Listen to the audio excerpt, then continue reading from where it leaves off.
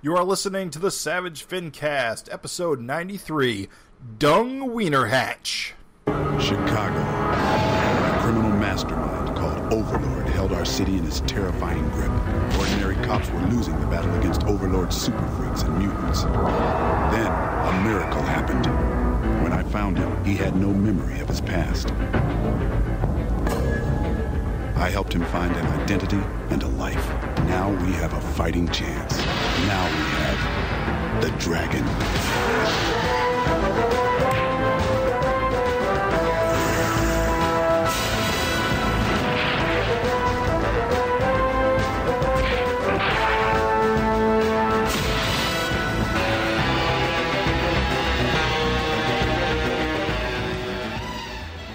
This is the Savage FINcast, the show that plays solitaire with a deck of 51. My name is Jim Purcell. I'm Craig Olson. And I'm Raven Perez. It's Fancy Perez for this episode.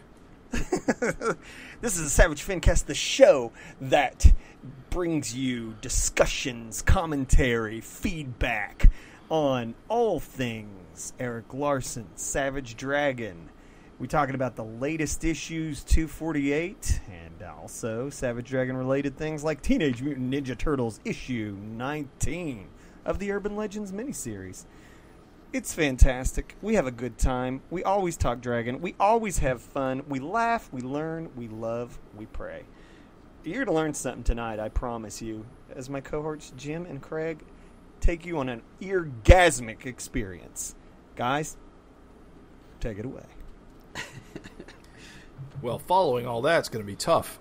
So right off the bat, we bring you some exciting, breaking Savage Dragon Erik Larsen news. We got a cover coming in for issue 252, which is one of my favorite covers of all time.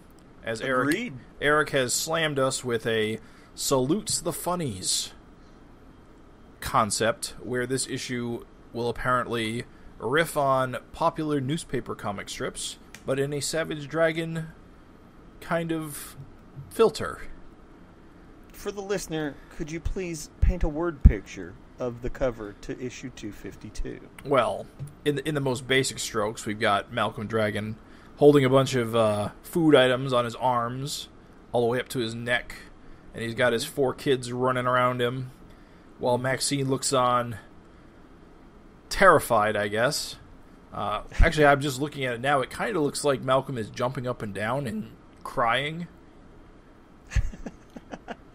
He's like trying to set the table, and the kids are all getting in his way. Oh, is that what he's doing? Because I thought he was trying to like make a sandwich. But it makes more sense because he's got spaghetti and an entire ham. The graphical style is not Erik's traditional style. It's very Dagwood. different. It is. Yeah, it's Dag. You know, it's Dagwood. weird. It's weird. It is a bit Dagwood, but I also think it looks a bit like Chris G, especially in Jack's face. I could see that. Yeah. But it's got a really, really skinny Maxine. It is very different, but the cool thing, of course, is that it still reads as the characters we all know and love. It's fun. I mean, like you said, 28 years of this comic, and this is automatically jumped up in my top 10 at least. Covers. It's highly unique, and the cool part is apparently the logo, which is different than the usual Savage Dragon logo, was put together by a regular Savage Dragon letterer, Farron Delgado. Farron Delgado. All right, okay, and he kind of modeled it off of like a very old logo, which I had, but now I've lost. I think it's Famous Funnies, from the 30s, which I picked up on immediately because I have seen covers with that sort of font, and it is a very cool font. Very fun. What I love is a promise that is surely not going to haunt Erik. Oh, geez. Good news, now published every month. Every month until the next month, then all bets are off. He said, Erik said that tagline was pulled directly off a Blondie comic. I would believe it. That's the only reason I would expect it to be there, is that it's a direct reference to something. Yeah, I'm just saying it's funny. in light of 2019, we had 7 issues. And then, of course, COVID-19. And thanks to COVID, it will be monthly for a little while. Yeah. Because I believe he is all the way caught up to 251. I believe he is starting work on 252 right now, as of this recording. I believe, don't we also have some structure, Jim, on the just a little bit of structure? He commented on the how the issues he plans to set it up. 11 double-page spreads. Yeah. He said he's going to have 11 strips that he's going to reference. Mm-hmm. I don't know if he said specifically double-page spreads though. He's looking for 11 strips that have a strong style, and also make sense with with Malcolm and his family in their trapped inside alive situation. Right. Basically, I also think he said newspaper strips as opposed to some of the newer digital. Like, it has to be recognizable. Because Erik would know of any web comics in this day and age. We ain't gonna see no Dr. McNinja or PvP. He knows PvP. Savage Dragon starred in it. Yeah. Oh, that's true. I guess he did. Touché. Wild times that was. I think it's cool. I think it's really cool. I'm excited as fuck, and I think fan feedback has been explosive on this. I think the announcement he was going to do it, just I don't know. I've seen more likes and comments on those posts on Facebook. Yeah, on Facebook than most things he's done here in a while. So it's a pretty exciting experiment. It's cool. And you put your finger right on it, Craig. That's one of the cool things about Savage Dragon. For uninitiated readers, new readers, or whatever else. I have a friend that was just getting into Savage Dragon a few months ago. And I told him, I said, here's the thing. I said, part of what's so cool about this book is, I said, how does a guy keep the same thing interesting for himself for 28 years? He does experiments all the time. There's always some twist, some crazy layout or something or else. So for a lot of readers who are maybe just getting back into Dragon, or maybe they're getting into Dragon to get ride the hype train into 250, or even people that been gone for a while and they're coming back. This is going to be a really awesome experiment issue for them. You know what I'm saying? Yeah, absolutely. What do you guys think? What kind of strip styles is he gonna use, or what are you hoping for? I personally want to see Popeye. I love Popeye. Popeye is one of the greatest literary characters of our time, of all time, and I just think Erik trying to do a Seeger sort of style would look so great, especially those great Popeye fight scenes of the classic era. They can be so equally brutal as goofy, and I think it would just work so well for Malcolm Dragon, fighting anybody. Put him in a fist fight with Brawn, or put him in a fist fight with who's still alive. You have a whole issue of characters still alive. Yeah. In 248, there's a million different VC guys. But for me, that is my number one with the bullet. Who's number 2 with the bullet? Little Nemo. Because because Winsor McCay is one of the greatest comic creators of all time, and the trouble with doing Little Nemo though is that those classic Sunday spreads are just so massive. I don't think the comic page can actually hold it. Not in the same way. You would have to do a sideways spread, and Erik isn't going to do that. Yeah, he already ruled that out. Somebody actually did suggest that. They're like, oh, you could do a sideways spread and it could emulate the layout perfectly. And he's like, nah, just not interested. Yeah, he doesn't like sideways. He did that one Doom Patrol one, and I think it put him off it forever. It's like when you get a microwave burrito and it gets you food poisoned. You never want microwave burritos again. Because they put the lettering on wrong. Craig? Does anyone not think he's going to do Family Circus? I feel like that's a given. Do you really? It feels like it does feel like a given, but also Family Circus creator kind of sucks. I don't know how much that will factor in. Oh, really? I have no idea on the background of that. Family Circus sucks is what's funny. Family Circus sucks. Comic. Yes. Yeah. But I feel like, it's super like you see it, you know exactly what it is. Right. Although I guess he Especially with doesn't- those little. Go ahead. He might not suck as much as the BC guy, though. I don't know anything. What do you mean, like politics wise? Both of those comics just people? both of those comics just love shoving Christian stuff in it, and you know when Yeah. when that happens, you know they've got agendas. Christian cavemen. Oh yeah, you What don't in this you never goddamn never world? saw this? I'm just I saying. don't think I actually remember reading. Wow, a BC it was strip. like a whole thing where basically like all the BC characters are like getting converted to Christ. I'm just saying What? the very concept of So Christian strange. cavemen is a parody right there. It, Yeah. like, simply shouldn't exist. You know what I'm saying? Whatever, dude. But Oh, I right. gotta like Family Circus seems like it would fit the Dragon family. Like it seems like a no-brainer to me. You have the kids, Maddie or someone doing the little dashed little footprint thing on one page or something, and another page is just the although the jokes might have sucked on it, he can make his own jokes up. It's not like he has shitty jokes to match it. I also think Family Circus is good to parody because, like, if you just have, and I've seen a million of these parodies, and they're funny every time.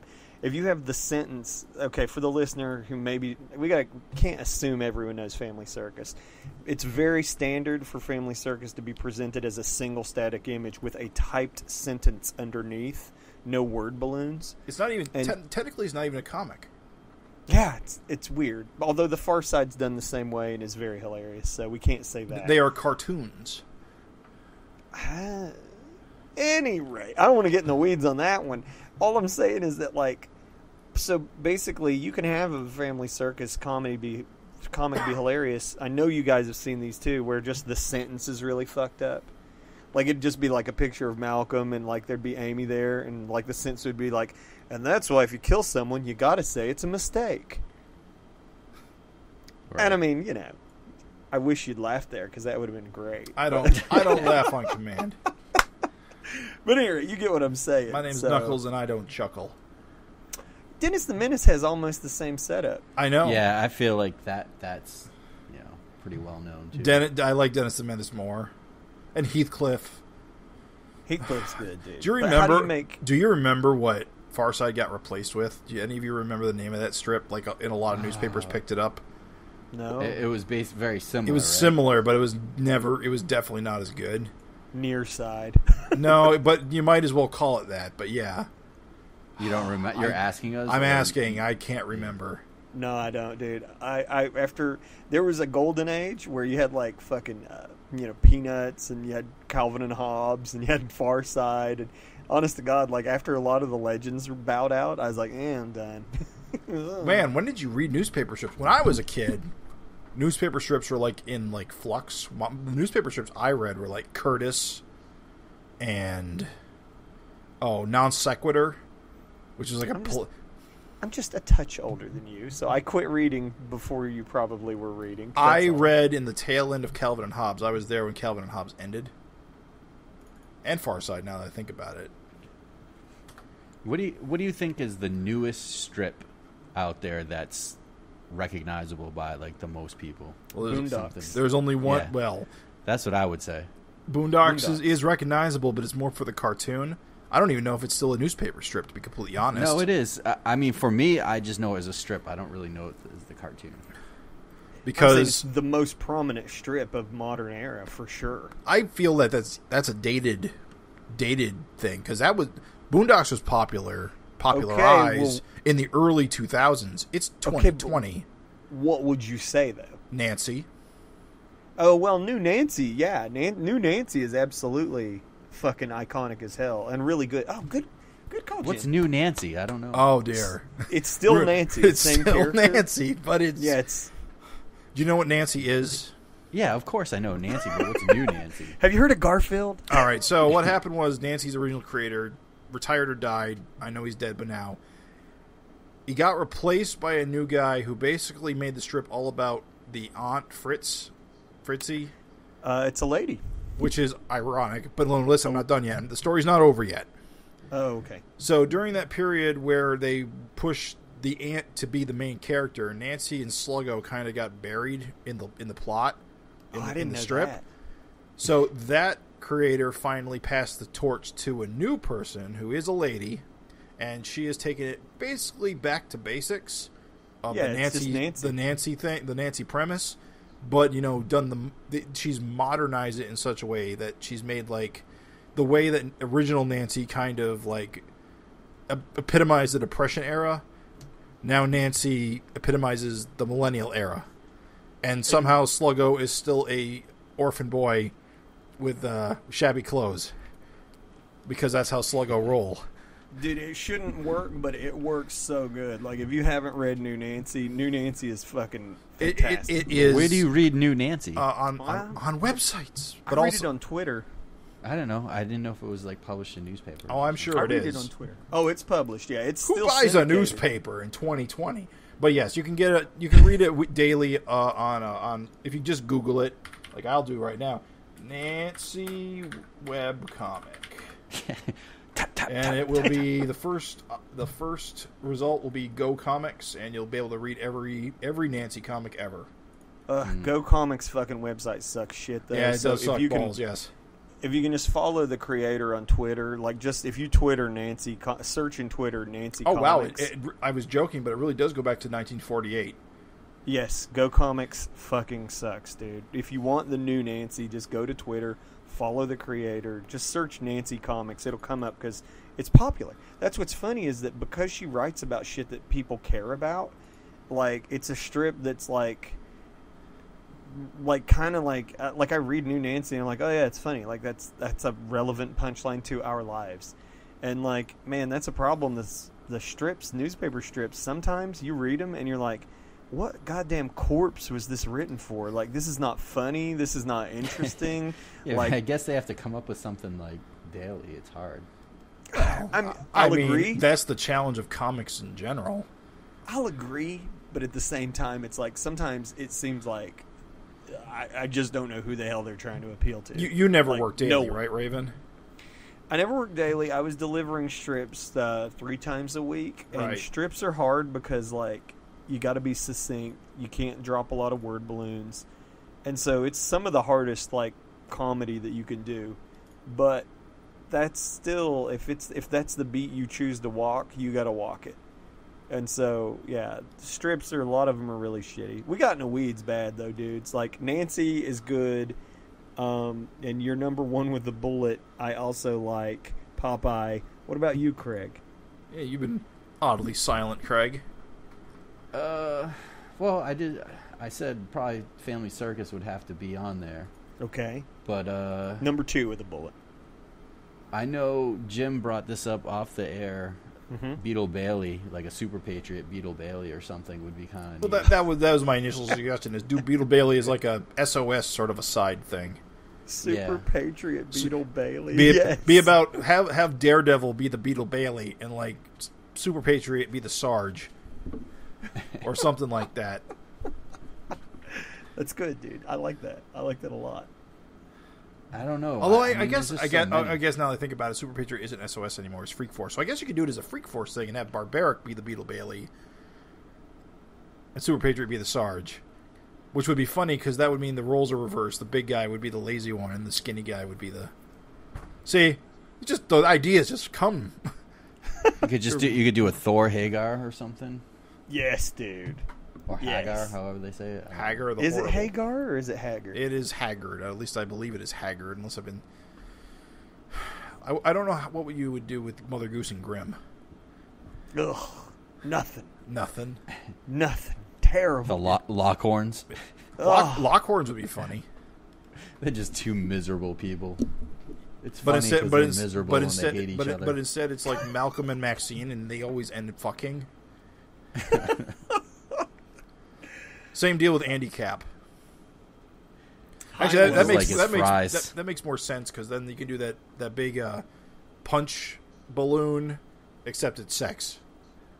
I like it. I like it. What about you, Raven? I'm going to go. I got 2 weird ones for you, and this is what I'm hoping for. And I know I'm not going to get my wishes, but here goes. Prince Valiant. That's not too out there. I mean, I think a No. lot of people are pulling for Prince Valiant. Just because of the brushy work, like I want to see like Yeah. ultra handsome Malcolm You know what I mean? With like the dimples in the cheek, just really like the brushwork. But So would people get it if it's not like medieval looking? I don't know. I think they That's would. the challenge. Especially Yeah. if you drop. I imagine he'll drop logos on like all of this stuff too to help tie it all That's together true. further. So you make a big ornate Savage Dragon logo. Yeah. Like, or he'd be like, "Oh, I can't believe that Medieval Times is open during the quarantine," and they'd just be like, his family, like, amongst knights and whatnot. What's really important though, it's only like 2 panels long and nothing happens. And, Yeah. but it takes up half a page, And it's lavishly and illustrated. it only comes out once a week. You know who's also going to be a heavy hitter on this issue is Farron Delgado with the lettering. Because Sure. a lot of these strips really have lettering that's real distinct. Yes, they do. Well, because a lot of them probably are hand lettered these days. Right. I mean, you got to think like it's actually more time consuming to like pop up a computer. If you're doing a strip every single day, speed is everything. And so that's why hand lettering's not good for big books. But if you're doing a strip every day, it's probably quicker to just fucking write the lettering out. You know what I mean? Well, and most of these strips were developed, a lot of the famous ones have been on forever, so it's just keeping with the same style. So even if it is digital, they probably had that font digitized or something. Like that could even be like the splash page. Like we know that it's going to have a bookend of a single page, and then the other end's going to be a single page. Like it could just be like really lavish, like Prince Valiant style lettering. Like, oh, welcome to the Family Dragon's quarantine exploits, and adventures. And then my other cut, get ready.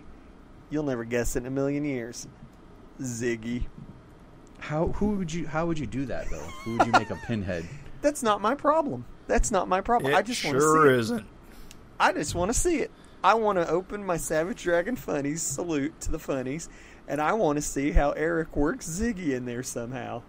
Because it's funny, because he's like a bold midget, dude. How do you do it? I don't know. I really think that we need to get Carl Hornell back and provide a Savage Dragon Burt backup. Oh, that would be good. That would Listen. be classic.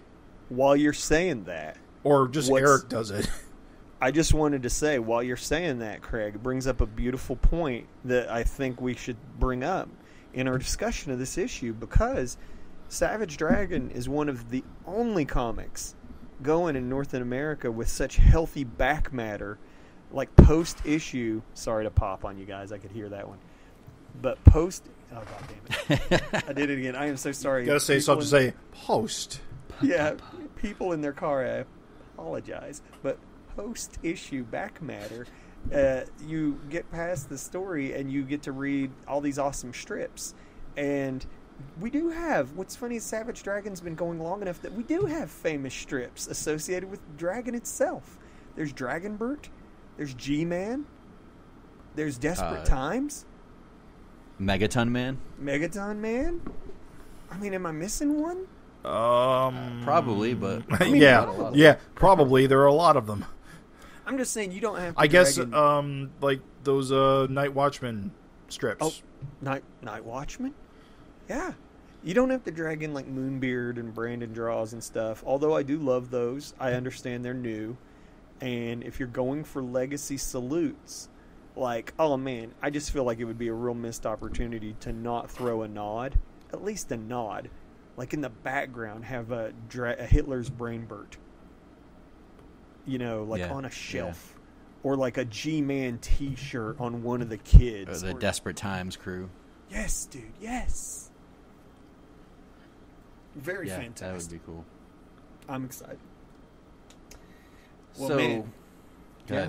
No, I'm just saying, I think we did it. I think we chatted that one up, and that's just like how high. I think that's just the beginning. I think we could go on, and that's where it brings us to our Finteresting conversations. So, It's been a long time since we've had a regular episode of the FINcast. We've been doing a lot of retro FINcasts with the break between issues and this whole COVID thing. So, thank God we finally have 248 in our hands, but we don't have a Finteresting conversation topic to discuss from past episodes. So what we're going to do is we're going to throw this out here for you listeners. Based on our little news item, we're going to ask you the question we've been asking ourselves. you had a choice, or even what would you like to see Erik? What kind of style would you like to see him draw in for this Sunday's funny edition of Savage Dragon? Tell us what your favorites are, what you would be excited about. Let us know about our opinions if you think we're wrong about something, or offer your own interesting conversations for our future episodes. We'd appreciate that too. So you can reach us at savagefincast@gmail.com. And if you guys write in, we'll read your letters on air and discuss them. Immortalizing you forever. Join the Pantheon of Champions. Sold. I don't know, I got a rumbly tumbly, and I think the only thing to satisfy this hunger, it just feels like a hunger I've been building for more than 7 months. Yeah. Does it rhyme with beet and lamados? I think I want some treat meat, and I'm going to try so hard, dude. I'm cracking it. I think it's time for some, God, we just haven't had this in a while. It feels like magic. I think it's time for some meat and potatoes. It's time. It's time, guys. Let's dig into 248. Can you believe this is out? I can't. It's amazing. I'm holding it in my hands. I'm weeping. Does it smell like warehouse? It smells like COVID. It does smell good. Beautiful print in my hands. So Jim, yeah, how's that screen smell? Smells like mercury and tears. Oh, yeah. Yeah.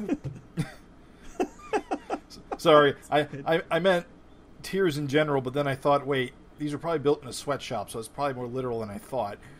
Oh, Lord, you didn't have to go there. Oh, that's why you were giggling. Oh, I went too far. Your mind's darker than mine, friend. I think it's time we put an end to Malcolm Dragon once and for all. I remember when this cover got posted, and I really love this cover. It's a good cover.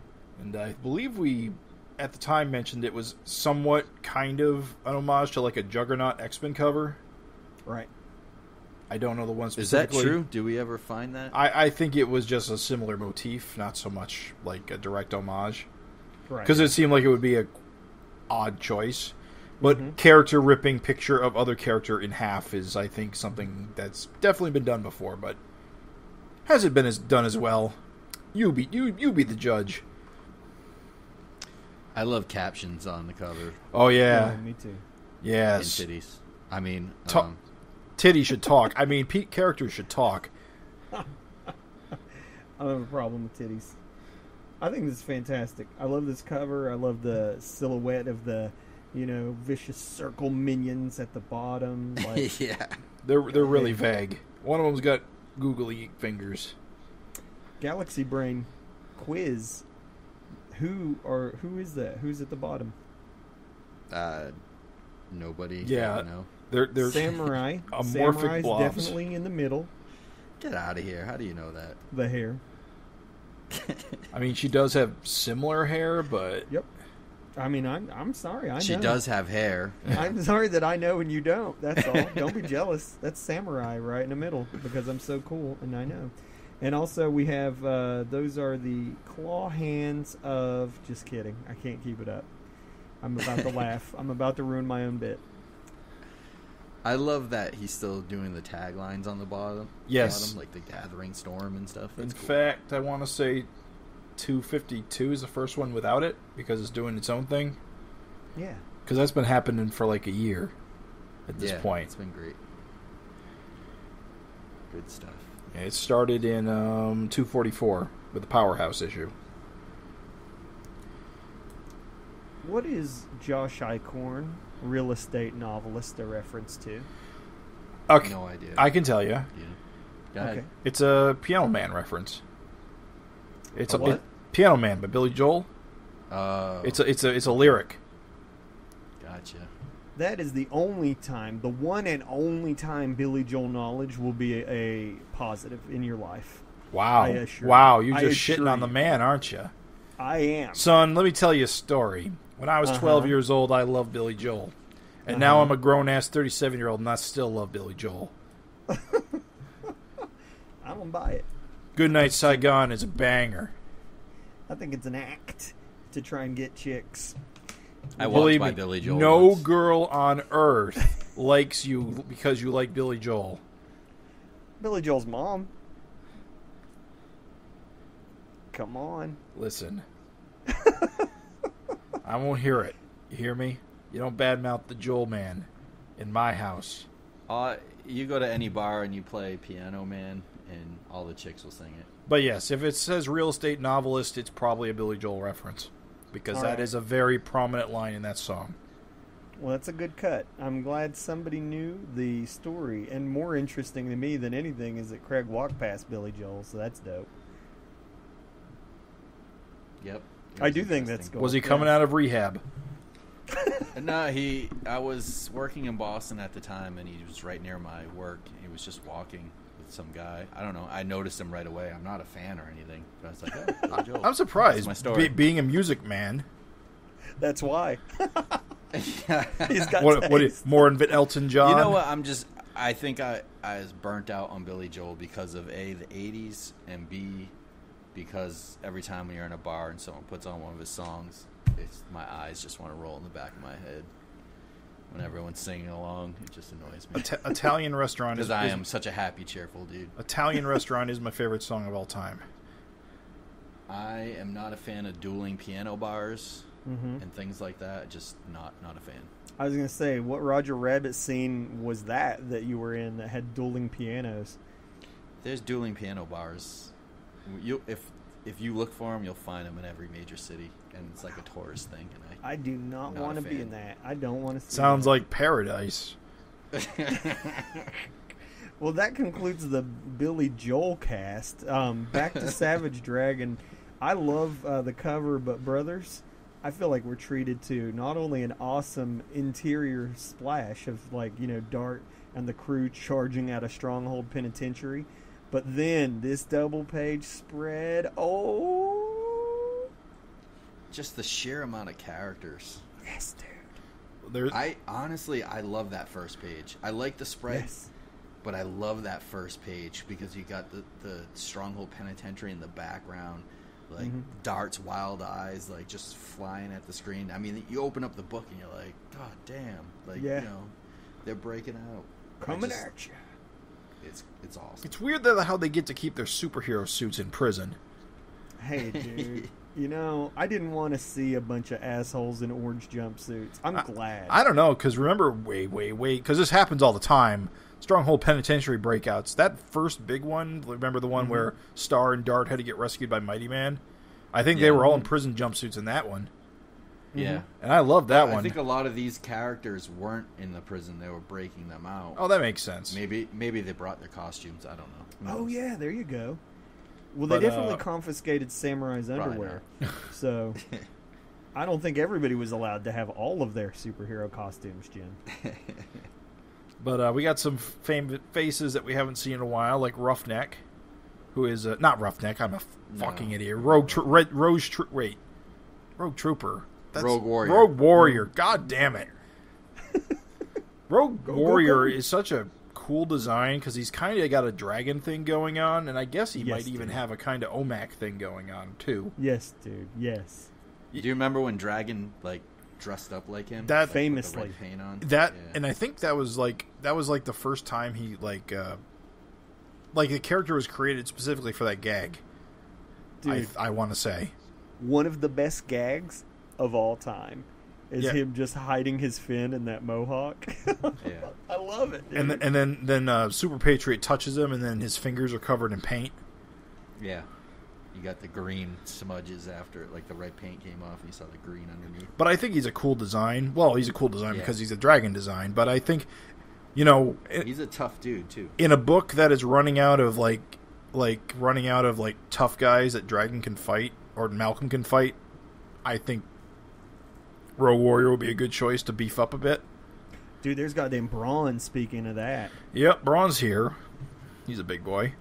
So There's a good mix of like 20-year-old characters and some of the newer 10. yeah, there's Fountainhead and his laser eye. Yes, dude. Yes. I love that he's there.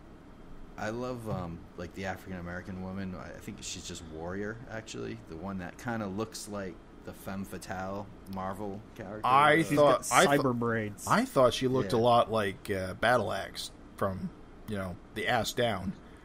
Yeah, or Big Barda or something like that. Yeah.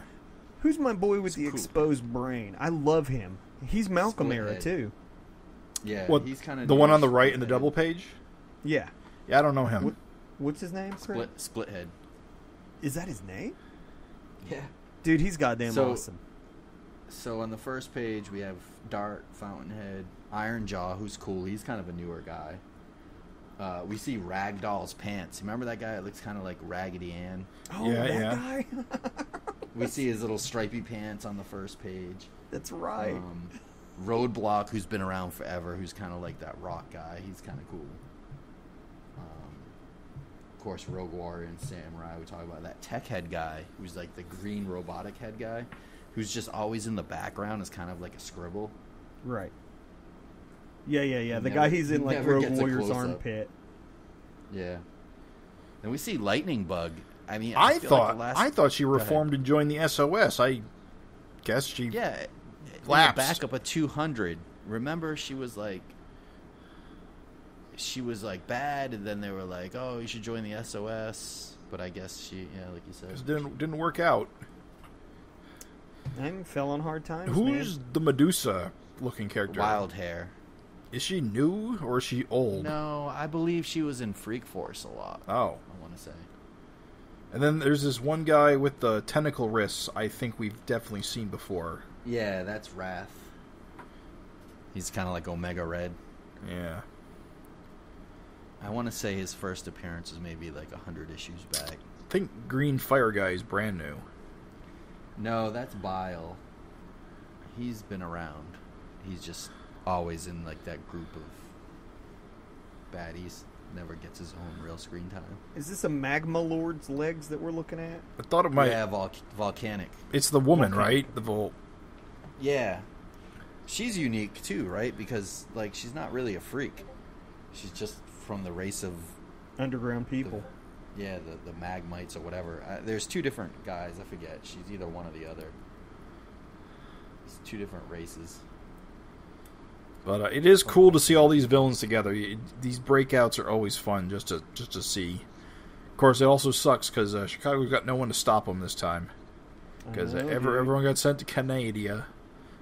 Now, I love the close-up on Braun on that double page. Yes, dude. Yes. His head with his teeth. No nose. Big, chunky, inked teeth. Kirby teeth. Oh, so good. Fat fucking teeth, dude. Oh, it's so good. Yeah, this is 10 out of 10. Like, I got my money's worth just in these first 3 pages. I was like, oh, yeah. Oh. So good. I love the samurai ass, like, sideways monkey mouth going on. Hey, man. It's cheeky. What's funny is that, like, I put this... So this was in the 5-page like preview, and so I put it on Twitter, and I was like, "Yes, this book's still published and still kicking ass. 28 years strong, baby." And like, most people were like, "Wow, cool, like awesome." And I had the one dude, he's like, "Guess someone forgot their underwear."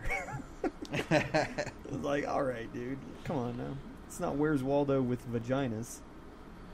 Or is it? Say, like, it is actually. The coloring looks great, digital and in print. Yes. Yeah, that's it looks different in both. Nikos is fucking a legend because I'm telling you, there's a decrease in dudes that know how to. I read another book. I'm not going to say what it is, but I bought another book this recent Wednesday that I picked up this and like another book, and I was just reading it and I was thinking to myself, I know this shit was not meant to be this dark. This is oversaturated. Just muddled. Yeah, it just turned to mud. And I'm thinking to myself, man, it is actually freaks me out that, like, you've got, like, working pros that apparently don't know how to print or color for print. and they're getting work, and I'm just like, what the hell? At any rate, I won't shit on them to build Nico's up. I'm just saying, like, I appreciate the hell out of somebody who their work looks so damn fantastic in print or digital. So, moving along, we got Frank Jr. and Alex, who is showing gray, a lot grayer than last time. It's a good look. Silver fox, baby. Yeah, I like that. I like that he's aging her. I don't remember her being this gray when we last saw her. Maybe she just stopped dying. I mean, Yeah, it could be. Dragon's not around, you know what I mean? Yeah. Got no one to look Because good for. Dragon cares about hair. I mean, you know what I'm saying. Like, she's still, like, the way Angel describes her, she's pining away. So, yeah, dude, she's just not trying. So, remember a million years ago when we talked about 247, and I was concerned about the fact that Angel had been stabbed through the abdomen. Oh, God damn it! Solidaire. The stomach. Right. And that seemed like a serious injury, and I think you both sort of played it off as, nah, she's fine. Dude, you called it. You get the glow. You called it. But I don't think I'm happy about the fact that I won this round. Because, once again, we're back to that freak out well. Which of course, this time, for real, it's the last dose, I'm sure. Hey. I hope so. I just get the feeling that you can't go to that well too much. He's not a man that likes to go to the well that often. So, it's fine. Come on. Come on, man. This is the one time he can go to the well as often as he wants. I will say that I would rather... Okay, listen. If we have to choose between Angel being paralyzed and him going to that well, go to that well, bro. See, a long time ago, I had a dream that Angel would become the new super patriot. Okay. With her American motif and all that, and being that. super strong and punching Nazis. Sure. Wouldn't have this been a great time to give her some cybernetic legs? Yeah. Hey, Jim, I mean... But hey, I'm not Erik Larsen. It's all good, dude. I'm okay with this, but that would be cool. But, hey, we're readers, man, not writers. We're reading this. I think... Hey, Go ahead, sorry. No, go ahead, you. No, I don't want to shift it because I have something else to say real quick. But Well, I was going to say is I do like this... I like just the, Malcolm in his toboggan and... there's their family doctor, and they don't just go straight to that well. I like that they build up to it. Malcolm's like, sort of like, oh man, my wounds will heal up and I'll be normal, but barring some kind of miracle. And then Maxine breaks because she kind of like knows what he's getting at. I just thought that was good comedy. Yeah. I just wanted to jump back to the Alex thing because I looked it up real quick. She was born in 1972, so when the book first came out, she was 21, and now she's 40. pushing 48, She's 40. which is crazy. Still doable. Oh yeah, but I'm just saying, it's crazy. She's 2 years from being 50. Just the real time aspect of this, and just realizing that is kind of mind blowing. Yeah. I mean, that's what makes the book fantastic, man, is your favorites. And I love Alex. I think she's fucking awesome. Hey, man, your favorites, you can't hang on to him forever, She's Actually, older. even Frank Jr. is kind of getting that receding hairline like his father. He's got that widow's peak already, doesn't he? Yep. He's going to hook up with a girl named Mildred. Just really following his old man's footsteps, Blackmail his cousin. Calm down, Frank Jr. That doctor has been around in previous issues, right? I think he's so. their family doctor. Yeah. Yeah, it's right. He's been dealing with basically every medical emergency these people have had since they got to Canada. Yeah, I mean, and what's funny is he kept this guy. What's funny is this doctor, who we don't know his name immediately. Think how what a secret keeper he's proven to be, because even when the public didn't know what had happened, Because remember, Angel got fucked the fuck up by Scourge, and they pulled off the miracle, like basically brought her back from death using Malcolm's blood, then a dose of freak out. And this doctor, he kept that shit under his hat, dude. The whole public was coming for the miracle cure. It was the cover where they won Malcolm's blood, remember? Right. So I'm just saying, dude, this doctor's like, he's a trooper, dude. He's true blue. Dr. Fig Bomb. He's been in 233, 234, 238, 240, and now 248. If he ever gives up his life of doctoring and becomes a wrestler, his finishing move could be called the Fig Bomb. I'm just saying. Just saying. Important to note that, and it plays a part in his story, Maxine wanted to use this freak out that's going to save Angel's life. She wanted to use it to depower Maddie, who kind of is too young, can't control her lightning powers. Maxine's terrified that Maddie's going to kill her. Right. So it's interesting. Maxine, reluctantly, she's not really what you call like kind about it, but she reluctantly makes this sacrifice of her own well-being to bring Angel back from paralysis. So not a heroic moment, but still she made the better call there in the end. Right. I mean, really, what choice do you have? You have to do it. Yeah. But I am really glad that freak out is gone, hopefully, after this. We should have a conversation when we get there. We totally should. Put a pin in that for when we get to that moment. Sure. Because I think, especially the way Jim hates it, I think it's worth talking about for sure. I love these two shit golems, don't you guys? Yes. Blossom and Dumpling. You gotta wonder if they're... The stuff they're talking about, where one of them is telling the other they should put out more, suggests that they put out some. Do you think they're just bullshitting each other and are crazy? Or they're literally freaks in Chicago willing to go with the shit golems? That's what I'm saying is, how does Jimmy look? He's like, yeah, baby, come on over. You know what I mean? Dude, just look at the weird stringy slop coming out from between their legs. It's so gross. Craig, I wish I didn't already see that. It's so I'm gross. pretty sure Jimmy is one of the other Next Generation Vicious Circle guys. I think it might be the Octopus Kid. Oh no, that's Waylon Whipple. Oh right. Yeah, oh, maybe I'm wrong about that. Jimmy, I think, is the Cutthroat guy. Oh right, that makes Jimmy's more sense. Okay, Yeah, there you go. Goddamn. Wow. I know he was one of them. Okay, well, you know what? Why can't they just wear suits? Like everybody else wears suits. Why do they have to just be sloppy, drippy shit all over the place? I still want to know if they're actually human, or if Dung has somehow imbued life into shit somehow. Dude, that's what I'm saying. Dung, having these two shit golems makes Dung infinitely crazier, as a character. And I too. Because I remember when his wife left him, he said he made them for her. Yes. Mm.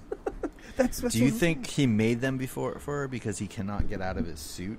Right. So he can't, his wiener won't come out unless he's got a little, wiener door in his, metal suit. I think we broke Raven. The Dung wiener hatch. Because obviously, right, he doesn't need to shit. Because it doesn't matter. He just probably shits in the costume. Right. So he doesn't need a hatch to shit. Yeah. I agree that he didn't have to. But can you imagine, how's he get the food to his face? He's got to use those shit cannons. Yeah, he's got no hands. I just imagine shit doesn't bother this guy. Because he lives with shit golems. He shoots shit everywhere. Yeah. He's pretty immune. Maybe he doesn't need to eat. Maybe he just ingests whatever. Yeah, he just absorbs it from whatever dimension it comes from. All the nutrients left behind. Dung's incredible. That's all I'm saying is Dung is an incredible character because the more you think about him, the crazier it gets. And I know you're not supposed to, but it is so But just the no hands thing in general. It's just 7 tubes that shoot shit. And a lot of times when he draws those tubes, it still has residue all in them and stuff. They're dripping, a lot of the times. And then his shit kids are just making shit footprints all over his house. Dude, you said There's why don't they wear flies all over. costumes? That's why. Because what would you wear that would contain shit? It wouldn't be stained and just soak into it. Like just some kind of like sealed up Tyvek suit thing. Do you imagine like their logo, like on their icon, would just be like a circle with a turd on it? Or Just be like the poo emoji. just a swirl, a snake turd. Oh my god. Serve. Yeah. I think they're awesome characters and I love them, So and odd. I don't want them So to go odd. away. I love the smup. Yes, dude. Punches are smup. Their sibling fights crack me up too. Like, cause they're just like shitty sisters, you know, just like mad at each other and stuff. I hate you. Get your hands off me, you smelly piece of shit. It's so good. I love the Dung. The Dung dialogue. Exactly. You get classic Dung dialogue in this. Settle down. Settle down, you eye. All day. You wrecked the apartment all day? So Where's your mother when I really need her? Today? But nah. We gotta say, I'm sorry. I'm sure many Savage Dragon fans already know it. It's well-worn territory, but for you listeners who may not know, Dung is based on the late DJ that Erik actually knew. Dung was his name. I'm not sure if you knew him or just listened to him on the radio. He confirmed that he would come and visit the studio. He was a friend of a guy that Erik had a studio with. Oh, probably Al Gordon. Yeah. And the reason that is because I'm reading another Legion of Superhero comic Gordon wrote, and there's a Dung reference. So yeah, he was on K-Fog in San Francisco, and you can listen to some of his recordings, and they're freaking bizarre. They're awesome. They're awesome. You really have to, because the way I read this in my mind was nothing like the way he sounds. And so you got to listen to it. He's like a DJ in the vein of Wolfman Jack. Yeah. And I got that crazy, like, gravelly voice, and just, I don't know, just talks fast and furious. He's probably one of the funnest DJs you could listen to on, at the time. Settle down. Don't fight with your sister. You wreck the apartment all day. Like that. Oh, day? Yeah, he's got a weird way of talking, dude. I love it. So we gave Dung so much love. I want to say, I think Angel's hotter as a dragon. I think she's all beefy. Yeah, dude. Isn't it funny that like she just got jacked? Look at her super jacked. This is a look into the future for when Amy grows up. Yeah, or Jackson. Like, you know how big Jackson's arms are going to be? Diesel. I got to say one thing that's always been kind of funny to me. I think we've talked about this before. Like, when you get the blood transfusion, your fin grows in quick. Yeah. But when you heal normally like Malcolm has to, his fin don't grow in quick. I guess, and I think we speculated it had to do with like it being such a shock to the system. It like puts your healing into overdrive. Yeah, it overwhelms the human body. Right, and that's why you explode. Yeah. Probably because it just keeps going. Yeah, that's so what that makes sense. I mean, you can imagine like the physical transformation. You're losing all your hair. You're growing a cartilage fin on your fucking head, and your musculature becomes jacked up. Your pigment changes color. Like, that's a lot of physiological change, in like a pretty rapid fashion too. But you feel really, really good until you blow up. Yeah. I do love that they have to stab the tongue because, like, the hide is too tough. Her most vulnerable area. Which, if you think about it, put it in behind the eyeball. Isn't it kind of crazy? Because, like, if Malcolm, like, was eating, like, a cupcake with, like, a poison-dipped, like, barb in it, and it, like, scraped his tongue, he could get poisoned. Isn't that weird? He'd heal the poison. He's got the healing factor. Yeah, you're right. But you're right. They should target his tongue with blades. That'll hurt him. I mean, Dart could, so what now? Weiner? What now, Dung Weiner Hatch? You could totally do a reverse open face, and like someone could like bite his tongue out of his head. I'm just saying, if Dart was to get this knowledge, Oh, you I mean think I see what you're saying. Just throw a dart in his mouth. yeah, with a freak out dart or something, right in Yeah. Malcolm's mouth, then goddamn, he'd be fucked. You see what I'm saying? Right. Now who's awesome? Me, because I thought that. I'm just saying, it's awesome. I do love the perspective on the tongue panel, where like the teeth are just right up in your face, and like you can see Frank Jr. in the background. Yep. See those dragon fangs. Which it's interesting to note. I hadn't even thought about that until we were just now talking it, but kind of think about that. That's Frank Jr. witnessing a major weakness. I'm sure he'll turn evil any day now. Jim, you don't know. He could be squeezed for cash. Anything could happen. You were right about Angel being paralyzed. What if I'm right? I'm just saying it could happen. You're right. It could happen. Insect and Samurai. These are two designs that They are good designs, but the very first panel does sort of illustrate a problem with Bug's design.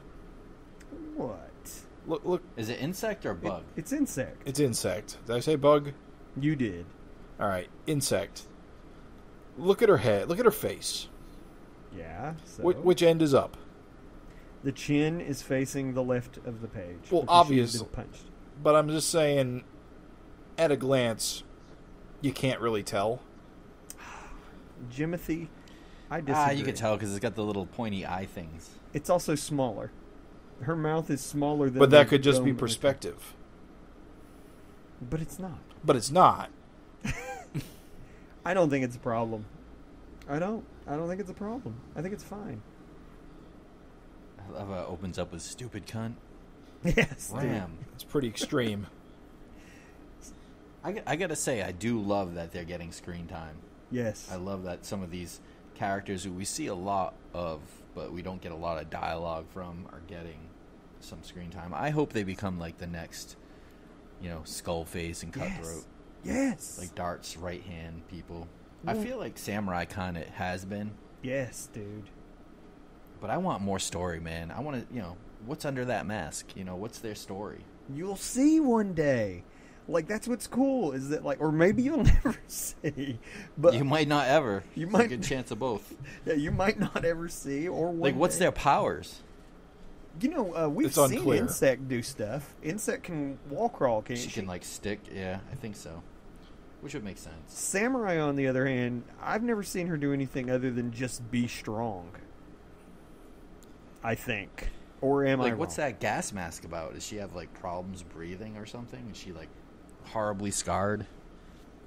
Maybe she's fucking ugly. Who knows? Maybe she's the most beautiful woman on Earth, and she doesn't care for it. Dude, it could be the angel fake isn't out.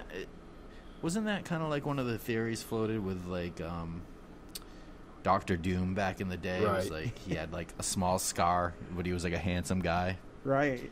Yeah. And then someone, changed it, but...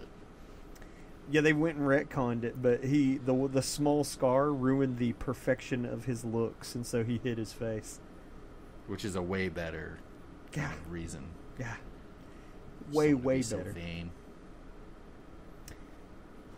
Dart is awesome as shit. I like how you see her, like, Insect and Samurai are ready to fucking kill each other, and Dart just telling them to stop. They stop. Like, it just really sells Dart as a badass. Well, Dart was a pretty good leader, except for the crazy part. Although now she doesn't have the God Sword to keep everyone in line. So she's kind of got the Antonio Spaghetti problem of not having the muscle to back up her brains. I think she's still pretty fucking lethal, dude. The way she can ninja around and explode people with her darts. Still, though, Spaghetti was never, physically impressive, so definitely she has an edge up on him, but she's still just human. These two superhumans could probably kill her pretty easily if they really put effort in. But clearly they still respect her from her days as being the Vicious Circle head. But she's probably about as powerful as Batman, honestly. She's trained by Sergeant Marvel, who is kind of a Batman. I'm not saying she's not capable. I'm just saying that this has been an ongoing problem with your human-based characters, especially within the Vicious Circle. It's pretty it's pretty uncommon for there to be a non-powered Vicious Circle member. Because freaks are so, well, they get into fistfights all the time because they're crazy. You're witnessing it, though, baby. I do think it works, though. Like, as much as Batman can be, like, one of the main Justice League characters, I feel like Dart can use her kind of. I'm not saying that she arts couldn't cunning. beat one of these two, but I'm not sure she could beat both of them. I don't know. Yeah, I'm not sure. I know just like this. to think that she's pretty cunning. I know this. They fell in fucking line. Well, that's what I'm saying. Is she's got credibility because she was there. They were, I recall, they were like her second in commands when she was the VC head. Mm-hmm. So they have at least enough respect for her there. But she still is. Yeah, but she also had the God Sword then, which really helps keep your soldiers in line. When Remind me, what happened to the God Sword? Dragon broke it, or Malcolm broke it. Honestly, it was kind of anticlimactic. Because he just caught it and snapped it, because apparently it didn't have any strength in the sides. I don't even remember that. Yikes. I think it's cool. Here we just see Dart fucking breaking up their fight with just her words. And she tells them, hey, look, dudes, we got to get the fuck out because America sucks. And they're going to bomb Chicago with Freak Out. Which is fucking crazy. Which is, it is interesting because she is non-powered. She would not be affected by this. So clearly putting these people's, interests ahead might actually help a lot to, make her seem like a capable leader. Because she's the one person who really acknowledges the problem, even though it doesn't directly affect her. Well, it does affect her though, because that's right. Going to be turned to. She's half shark humans. right now. Well, that too, but I'm saying if all the Vicious Circle gets freaked out, then she's got nobody to be her minions or to. You telling me an army of Batman? She lost her whole gang. Huh? You telling me you just said she's Batman skilled. You telling me she couldn't put together an army of Batman? Put together? No, I don't think she can. No. I think she needs superpower freaks to do her dirty work in business because she can't be everywhere. Right. She needs to run the city. Another plot point that's real easy to forget. Dart has a shark baby. She a does. shark dragon baby. And so if it's freaked out, then it's less potent and less powerful, and clearly she cares about the powers and so that's another reason to get the fuck out of Chicago. Well, but like Jim said too, she also has the shark powers. She doesn't care for them, I believe. That's right. God, I She got bit by radioactive shark man. Is she immortal? I don't remember. I don't know if I can't remember if she took the Little Rascal's blood, right? She was trying to get at it. I don't know if she ever got it. Oh, we should be better than how this. come Super Patriot isn't like a shark guy? Yeah, right? He did get mauled. Or Dragon. Yeah. Well, Dragon's immune. Yeah, Dragon wouldn't be impacted. Super Patriot would. But you don't want... The thing is you don't want Mako, anybody who gets his... I think it's got to be blood transfusion, right?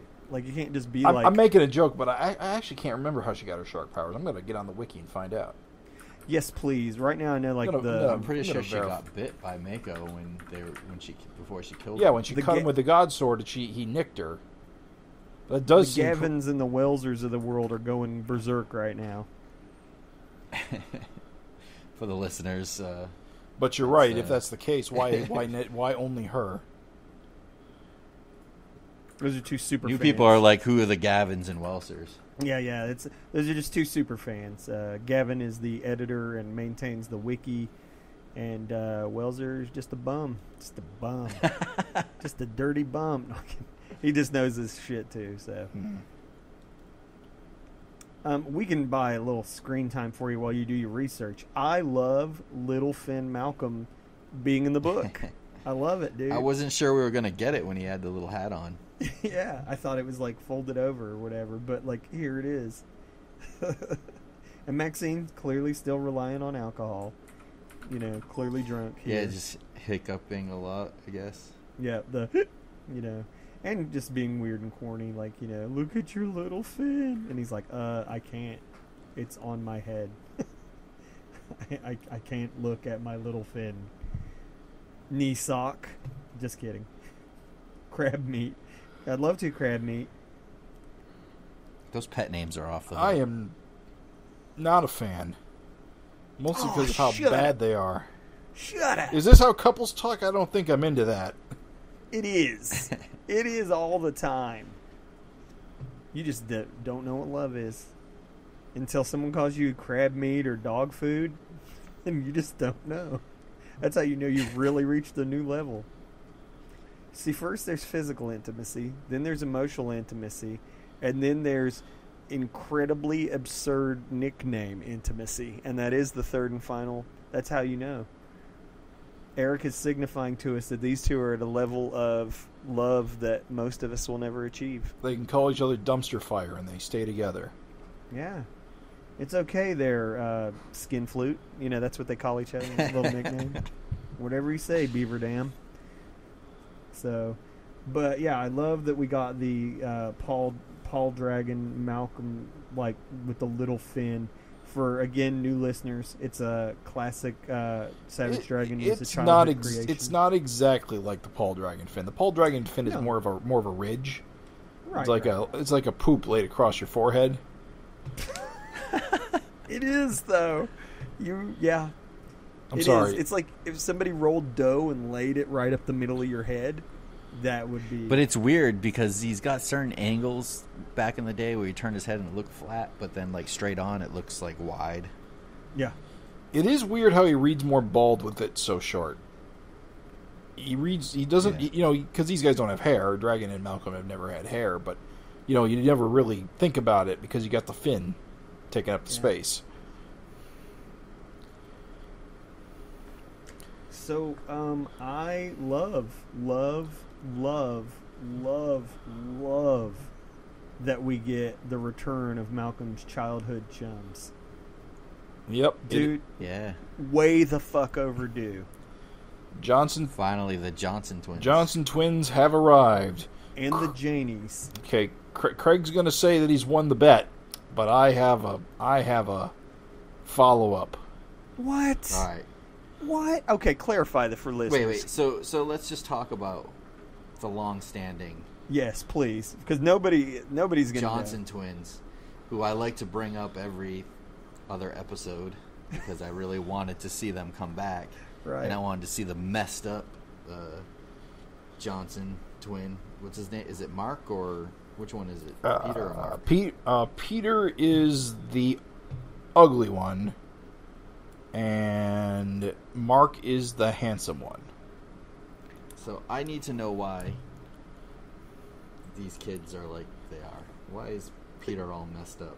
Well, see, that was always your big. That's always been your big sticking point. Is you have believed that because he's ugly, his face is messed up, that signifies something of importance. Because they were both conceived while their dad was possessed by dragon. So. In fact, we find out here that they both have gained superpowers. They're now strong, super strong, as a result of this coupling. Yeah, to quote them, it messed with our DNA. So they got, so dragon's strength somehow got mixed up in the DNA. Right, so they aren't chosen ones, but they do have, it's like when Dragon was made powerless, where he was still strong, but he no longer had his healing. Right. So I take it as kind of a similar thing where they are strong. They have dragon strength. And you don't think the messed up one has anything to do with Dragon? You think he's just messed up? No. I don't. Right, exactly. I don't think he's messed up because of any reason of his birth. I think some people are born ugly. But you always seem to imply that because he looked different, he would be a special one. But we find out here they are both special. No, I always thought they were both special. I just thought his look had something to do with dragons interfering with William Johnson's body. I guess what I think that Rita Metermaid is like not. Is it Metermaid? Am I saying that right? Yes. Rita. Yeah. Rita is obviously Beatles song. She's meant to be a hot character. And William's a kind of an ugly, scrawny dude. So I guess that my theory is that one of them got the dad's genes and he's an ugly ass, and the other one got the mom's genes and he's handsome. Yeah. That's always kind of how I took it. I mean, they're obviously not identical twins. One of them has black hair and the other has brown hair. So they're fraternal, not identical. one of them's got like fucking ridges in his nose, and the other one's handsome. Yeah, they're definitely Well, not to identical. be fair, you can have identical twins with different features. It's just uncommon. You know, things can happen in the womb. Did I ever tell you guys that, like, when I was a kid coming up, for some reason there was a fucking absurd amount of twins in my area? Like, a lot, like 4 or 5 sets. It's all that coal radioactivity. It's weird. That's Well, all. you see that on a lot of people that are like taking medication Twins? to get pregnant. Oh. But I will Yeah. say this: the Johnson twins having powers is cool. Yeah. Because this is the big thing that I've been wanting in Malcolm Era Dragon for yonks, is having the next generation of heroes of the last generation come up. Yes, dude. And that is why I'm so thrilled. Because to me, these characters are very strongly associated with Malcolm in my mind. Right. They had all those adventures in Dimension X. They should be best friends, Yes. but you never see them. They should Yes, be dude. Malcolm's core supporting cast, but you never Right. see them. Right. It was crazy. And again, like theories, we don't know. We'll speculate. Hey, let's go to Speculation Town for a second. I feel like honestly they would have made this connection sooner, except maybe this move to Canada wasn't meant to be so long term. Right. And then Well, also when they came back, they were still kids, right. so they don't really have a choice of where they live or where they could stay. And they even say here, they're like, oh, we finally got our powers. So, like, they didn't have powers. So, really, other than the Janies, there wouldn't have been too much of a reason to have the Johnson twins around. Hey, you go into Dimension X and survive with no powers, you gotta count for something. Malcolm kept them alive, dude. Yeah, well, still, They were though. just a little couple of ugly pussies. Counts One of them was for ugly. something. One of them was ugly. But anyway, they were going by the Crusader, the blue one with the lightning bolt on his chest, and the Destroyer, the brown one with the kind of the Wolverine color scheme. And Wolverine. and Dude. Jannies are calling themselves Web Slinger and Wall Crawler. Yeah, I love Web Slinger and Wallcrawler, dude. As names, I think that is fucking genius and hilarious, and I think those are great names. I think Destroyer's an awesome name. It But is. Crusader, Ah, well, I'm cold on that one, dude. yeah, that's lame. that's the name of a douchebag. It is, dude. Crusader? It's like he knows he's handsome. Isn't it? I do have to say, and this is the thing. It's one thing for Samurai to not be wearing underwear. She's a bad guy. She's a bad girl. Oh, no. I don't understand why the Janny twins aren't wearing underwear. Doesn't sand get in there? Isn't it just a really bad idea to fight crime with no underwear? Jim, do you hate sexy fun? I mean, I get that's where their webbing comes from, and it kind of has to be open. Do you hate sexy fun?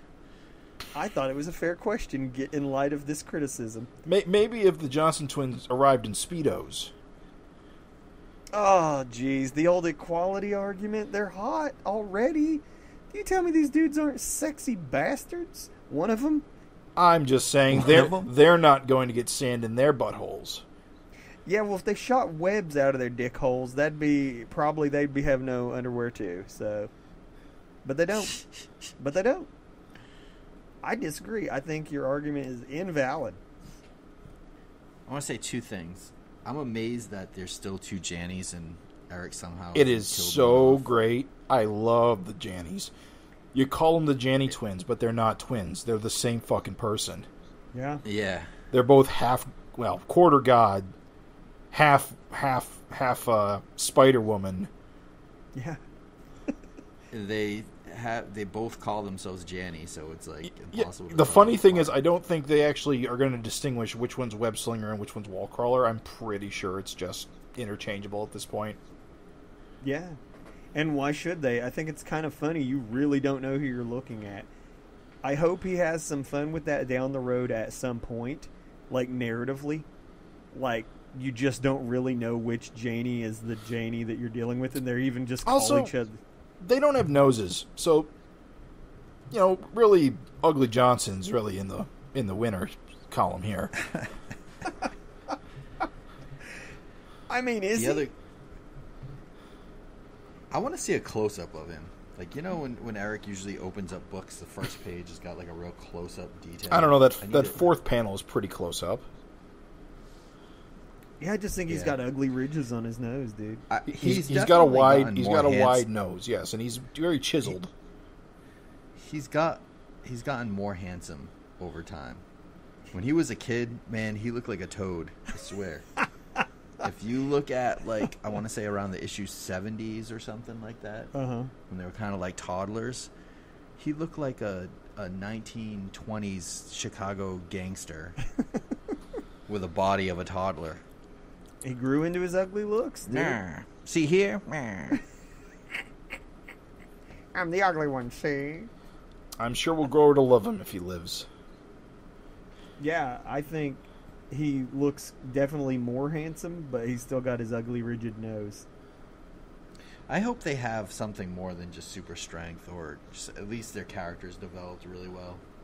Because, I like what you guys are saying. Like, they should be kind of best friends for all that they've went through. For sure. I just hope he makes them interesting. Like, I need them to be interesting.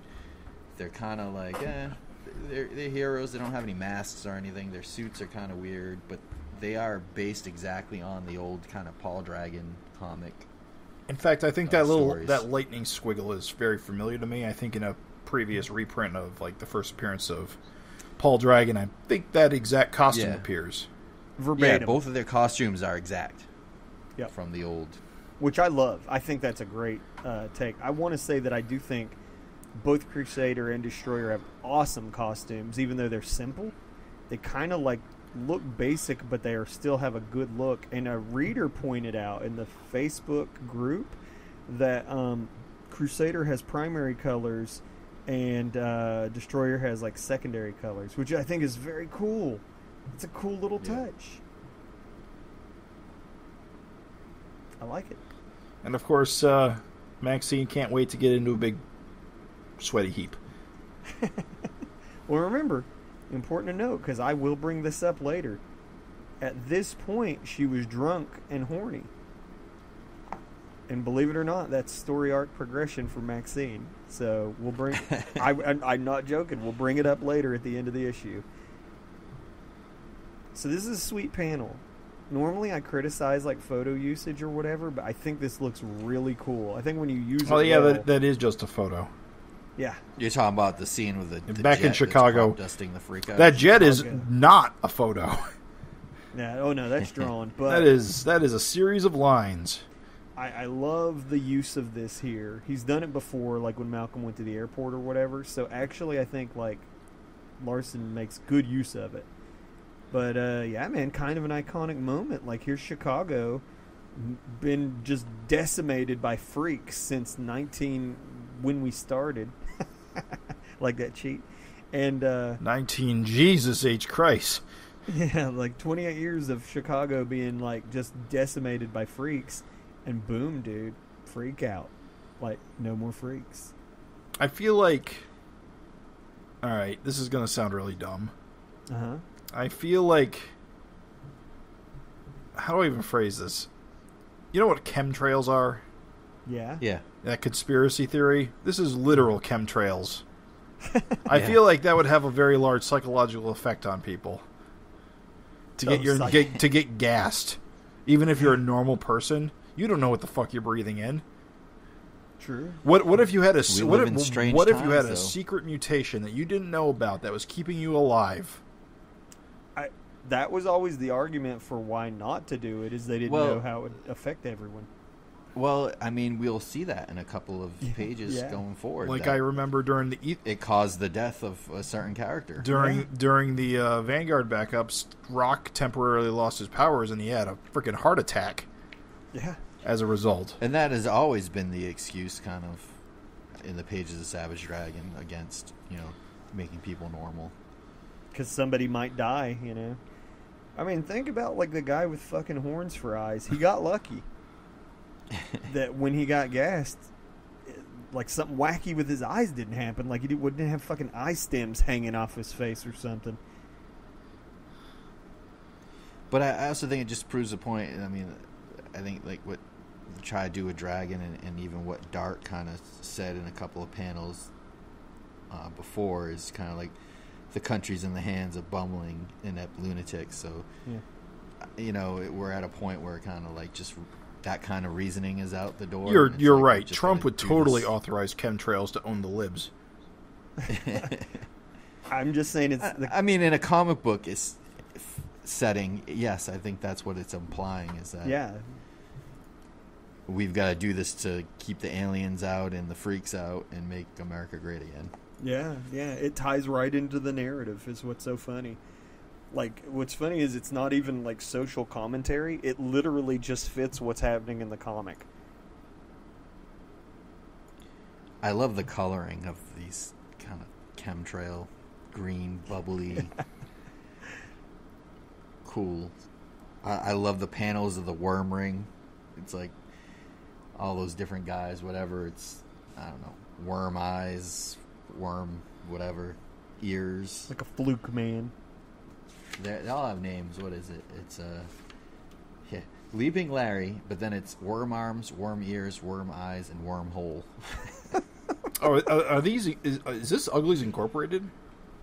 No, this is the Worm Ring. The Worm Ring. Okay. Oh, I didn't realize they were a little crew. Yeah, they got a gang. They got depowered though. Confirmed, just a bunch of losers now. And then what's funny is to just follow that moment up, that pivotal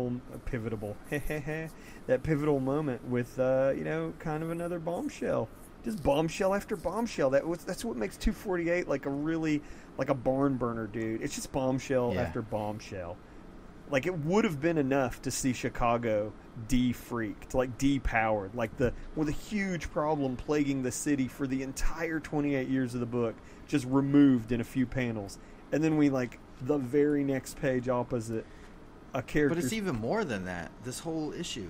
You go from, all the VC guys getting busted out, which is a major thing. Like, oh, wow, you get to see all these guys again. You get to see, Angel come back from being paralyzed. Right. You get to see, Mark and Peter and Janie as superheroes now for the first time. Huge cast member upgrade, in my opinion. It's like every 2 pages is something major. Yes, dude. Like, yes. This was a hell of an issue to come back. Like, after the gap, like, holy shit, dude. And you didn't even list everything. I know, like, you left off the huge... There's more. Yeah, like, because we're not there, but you didn't even list everything, and it's just so much in this issue, dude. But this page is huge. Yes. the marriage proposal. And she says yes, dude. So it's a good thing that Angel has all memories from all realities. Because think about it. Frank says he's loved her since they were kids. This Angel wasn't around when they were kids. It was the other Angel. Hey, it's the beauty of the all memories thing. It ties that up. You don't have to worry about it. I said that was a fucking genius solution. Yeah, that was a genius solution to that problem, Jim. Is literally everyone has everyone's memories, so she knows that he's not lying. Because she has memories of him being around her when she wasn't actually around him. I know that's confusing. New listeners, there was a multiverse storyline that basically fixed things in a beautiful way. Normally retcons like Crisis on Infinite Earth go and they try to cut away continuity. They remove memories. Right. They try to remove things and make it so that things never happened. And then when they're done, they'll present you with, okay, this is the truth going forward. Erik had a different solution. What he did is he just basically merged everything and said, okay, everything counts. Right. Well, the problem was he had multiple characters from different realities. Right. And so it helps to kind of keep that together. It just makes it simple. But I'm just saying it was a clever retcon that, as opposed to what is traditionally done in comics where you remove continuity, he just basically said, nah, all continuity counts. Don't worry about it. Savage World, past, if something happened in the old Image universe and now we're in the new universe, don't worry about it. It all happened. Every memory matters. Everyone remembers everything. And I was like, oh, dude, that is actually genius because you don't have to worry about keeping track of anything now. if Frank says, I've loved you since we were kids, but this isn't actually the Angel he grew up around with, doesn't matter, because she knows that he's telling the truth because she remembers. A couple of things I love about this page are simple things that I feel like are it's easy to overlook, but really great cartooning and stuff is just the effort to put in all like that ceiling type decoration tile. Yeah. When Frank and Angel are talking, which is a nice touch. And you got John Day between them. That's kind of funny. I just noticed that. The other thing I like is just the different shots and angles. Like, Eric's a master at this. I love the panel where, like, you're looking between the two people at the bar, and you can, you're looking between them. The one guy's got a little martini in his hand. Right. Just the way that Erik thinks to, like, jump around. It's just master cartooning to give you different takes on the same scene and mix it up. And then, of course, the touch of Angel turning back into almost like a little girl when she gets proposed to. Yeah, dude. Like that, almost like that innocence feeling. Yeah, dude. Like shock. I don't know. It's good. No, that's exactly what it is. Like again, he's like, I loved you since we were kids. And he's like, when she gets proposed to, like, boom, there's like child Angel. It's like, ooh. Well, the panel with her basically going into cartoon Angel, which we haven't seen in a while. Yeah. Which, to be fair, was never this Angel's deal. That was always Angel Dragon's thing, not Angel Murphy's thing. Because when Angel Murphy came back from, although I guess she was a little, no, she wasn't. She didn't have doll eyes. I don't think she ever had doll eyes. Not really. I think that was like the distinction between them until they got older. But you know what? Doesn't matter. Don't matter. Doesn't matter. Everything's good. Look, there you. I'm gonna agree with you. I think it is like a masterful sequence. Like here we have just like what 1, 2, 3, 4, 5, 6, 7 panels, and yet like like you said, the ceiling tiles, the martini. Like they're in a nice restaurant. It's sold to you there. He took her to a nice restaurant to propose.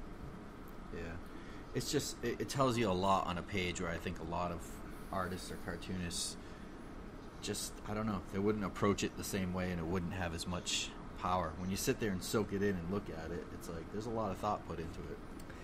Dude, this issue is masterclass. Not just for the amount of stuff that's happening, but like when you flip, it's like how much he accomplishes like in a single page. Yeah. Like, because again, look at this sequence here. We got Chicago getting defreaked. We got the wedding proposal. You flip it, fucking Dung's dead, and the kids are making a break to Chicago. I'm just saying, holy shit, dude. So much in a single page. It's good, dude. Yeah, I mean, the whole, like, the kids are driving towards the border to Canada. Right. I love that. I hope Dad got out okay. And it's just kind of like that silent panel of, like, just the blood kind of oozing out of the gun. So he got freaked out, turned back to human, and bled out. Dude, it's sad. And, like, again, just the masterful use of cartooning there. Just like you said, the silent panel. Like, he's just there, dude. Oh, it's good. Yeah. So, why do you think he died? Erik explained on Facebook. Did you see? I guess I didn't see his official explanation. I have my assumption. Let's hear your assumption before we hear the truth. My assumption was because the way his suit operates, because if I'm reading his powers correctly, he transports feces from all over the world into his high-pressured suit of armor. So without the access to the shit, the pressurization basically sucked all of his organs out of him. What Erik said on Facebook page is that he had severed hands and somehow got changed. That's how he explained it. So when he got changed back to human, his severed hands bled out. Okay. Oh, weird. Okay. It is weird. That was basically the explanation. I mean, maybe if, like, whenever he mutated, he, like, lost his hands, and then, like, when he turned back into human, they, like, grew back out, but because he had all these fucking nozzles, they just ripped his hands apart. Who knows? And then he bled out. I just thought it sucked all of his organs out of his asshole. But, Erik's the boss. I like them both. I feel sad for Dung being dead. I think he's an awesome character, but I wanted to say I think it is incredibly awesome. If you guys think about it, really, we got to see closure here on so many classic Vicious Circle characters. Like, we got to see them be old men, and we got to see them fucking die. We got to see, like, the end of their story. Mako, Skullface, Dung here. And it's just crazy because if you think about it, like, you'll never get to read the final Joker story. You'll never get to read the end of, like, Two-Face. But, man, dude, you read this book, you see where these characters end up. Yeah, it's cool. And you get to see them age, which is cool. Yeah. Who would have thought Dung would have made it to gray and old and have daughters? And I don't know. It's fucking nuts, dude. I love it. I knew that one day he was going to have poo daughters. You did not know. You lie. You did not know. Also, another thing, this page, another argument for the poo kids to wear clothes. It's like, how do they drive in the car with these guys? Like, just going to take a long trip from Chicago to Toronto with just giant shitlords in the back seat. Oh, it's got to reek. We also, this is the first confirmation that Wayland doesn't have powers. We were speculating the whole time. We were like, well, what's it, because again, every other character is almost a parallel to a previous Vicious Circle character. But then the whole time we just saw this kid in a toboggan, and we knew that he was like Octopus's somehow child or something. Yeah, Erik kept faking us out by making him wear like the trench coats, I think. Yeah. If I remember right. Like, well, you kept thinking, man, maybe he's got the, like, Octopus is, like, up under his coat or something like that. Here, he confirms, dude, I'm just a normal dude. I don't even have power. He's just a normal guy. Yeah, then Open Face Jr. says that all changes in Toronto, Wayland. You can finally fulfill your destiny and become one of us. So I'm not sure what that means, but... One of us. How do they activate his powers? I gotta say, you get to see Dumpling and Blossom, like, teasing more about, like, Jimmy. I'm a dumbass. I didn't realize that Cutthroat's kid was Jimmy. So I'm pretty sure. I feel real sad for them. Like, I don't know. These are sympathetic characters for me for some reason. I know they're comedic, but, like, I feel bad for them because their lives have to be a goddamn nightmare. Everyone has to hate them. They'll never know love, dude. They're shit monsters. And, like, yeah, clearly they have emotions and they clearly want these things. And they also can live beyond Dung's lifespan. So yeah, he doesn't need to be alive for them to be animated. He doesn't need to be alive. They have souls. Yeah. I'm telling you, dude, it makes me sad. Like, I'm sad for these characters that are probably you're not meant to be, but I feel sad for them, dude. They're definitely tragic humans. Like, not well, I don't know if they're humans. That's the thing. I don't even know if Freak Out would work on them if they weren't human to begin with. I have a question. I'm not. If they get sprayed with Freak Out, they just turn into like a dog turd. I'm not even joking when I ask this. Do you think they could, like, cover themselves with, like, fucking dirt and become, like, Swamp Thing or something? Like, just grow flowers all over? They're just giant fertilizer. I mean, yeah, that makes sense. I'm just saying, there might be hope for them. They might become... There's just got to be, like, hundreds of flies crawling all over them. Yeah, dude, wretched. I'm saying to be in a vehicle with these goddamn mutants, ugh. And they're just covering everything in shit. Yeah. They just touch everything. Just shit everywhere. Like you said, can you... And these guys are just driving like it's no problem. Can you imagine the fucking flies like... all the time? Like, it'd be a nightmare to even be around them, dude. Yeah. They're awesome. They're fucking great. I love those characters. And I love this action scene, dude. I love Malcolm and his bros kicking ass together. Immediately. I didn't think we'd get to see it this issue, and bam, here it is, immediately. They seem to be fighting furry animal mutants. Like the kind that, Gene Tech. Spider-Man going big. Yeah, fair point. But yeah, I was thinking more where Buffalo Stew came from. Gotcha, yeah. Which I thought was... Are they a Canadian thing, or are they from Chicago? Because Gene Tech? No, Gene Tech's in Toronto, right? Yeah, Gene Tech's Toronto. Right. Oh, right. That was Scourge's company. Right. Yep. Yeah. Yep. Yeah, all these animals that are running around, Mauve Wolfman, all of that, that's Gene Tech. And We get a fun little conversation about fucking Maxine. Because that's what everyone's into these days. Hey, dude, the Janies weren't scared. All the dudes froze up. Hey, some of us just aren't into multiple people. Can you imagine... Intimacy. That's what's important.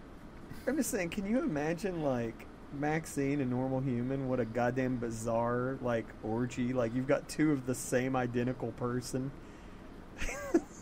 Just like, what the hell? I don't know. Anyway. That shoot webs out of their vagina. Yeah, and you gotta imagine that's gonna come into play somehow. Like, they make a swing. Like, you know what I'm saying. Well, they seem to love putting it in Malcolm's eyes. Yes, dude. Squid. That's what I'm saying. And I think it's funny, like, little maturity here on Malcolm. What the fuck? Malcolm. Maturity on Malcolm. And again, this is, you'll see, I'll bring this up at the end. Like, talk about character growth. Malcolm's not into it. Like, he's like, I don't know if Maxine was serious, but guys, I don't want to roll around with any of you. And so it's like, oh, damn, dude. So, like, you know, it goes to show you. They're like, Malcolm's not, like, just, hell yeah, dude, let's all just fuck. Like, he's not, like, whatever. Like, he's like, no, dudes, like, no, I don't want to fuck you, Janies, and you guys, like, no. Crusader and Destroyer, get your dinglings out of here. I think this is a sinister sequence. It is terrifying. It is terrifying. I love how Erik sells this sequence, It's dude. almost like that Twilight... Tell us, what sequence? No, let me describe what it's like, and then we'll talk about it. Yeah. It reminds me of that Twilight episode with the kid. Yeah. Sending people to the... It's like she's, like, threatening to kill her mom with her lightning powers. Like she almost knows what she's doing. Yeah, that's what sells it. So, Maddie, for the listener, we're talking about the 6-panel page. Again, Erik in this issue, just an entire page as a scene, and then he moves on. So good. And Maddie is basically the youngest dragon child, and she's got lightning powers, and she can't control them well. It's why Maxine wanted the freak out, and it's why she was terrified. And here comes Maddie with green eggs and ham, basically forcing Maxine to read this book to her. And Maxine's fucking so scared she's gonna get electrocuted and die that she's like fucking crying reading this book. Dude, it's a creepy scene. Yeah, it's chilling. It is. So good that Jim left. He's out of here, dude. Fucking gone. He had to get the hell out of here. I just think it's creepy. I think he does a lot with very little in this sequence, and I think it's cool as shit. I love that the first panel, the mood it sets with the blue and the lightning kind of shock. Yeah, and she's like lit from beneath, which is always a creepy angle. Where the heck is Greta, though? Isn't that like her job to be here? What's funny, Well, Jim, she's got 3 other super beings to do. They're less likely to kill people by accident.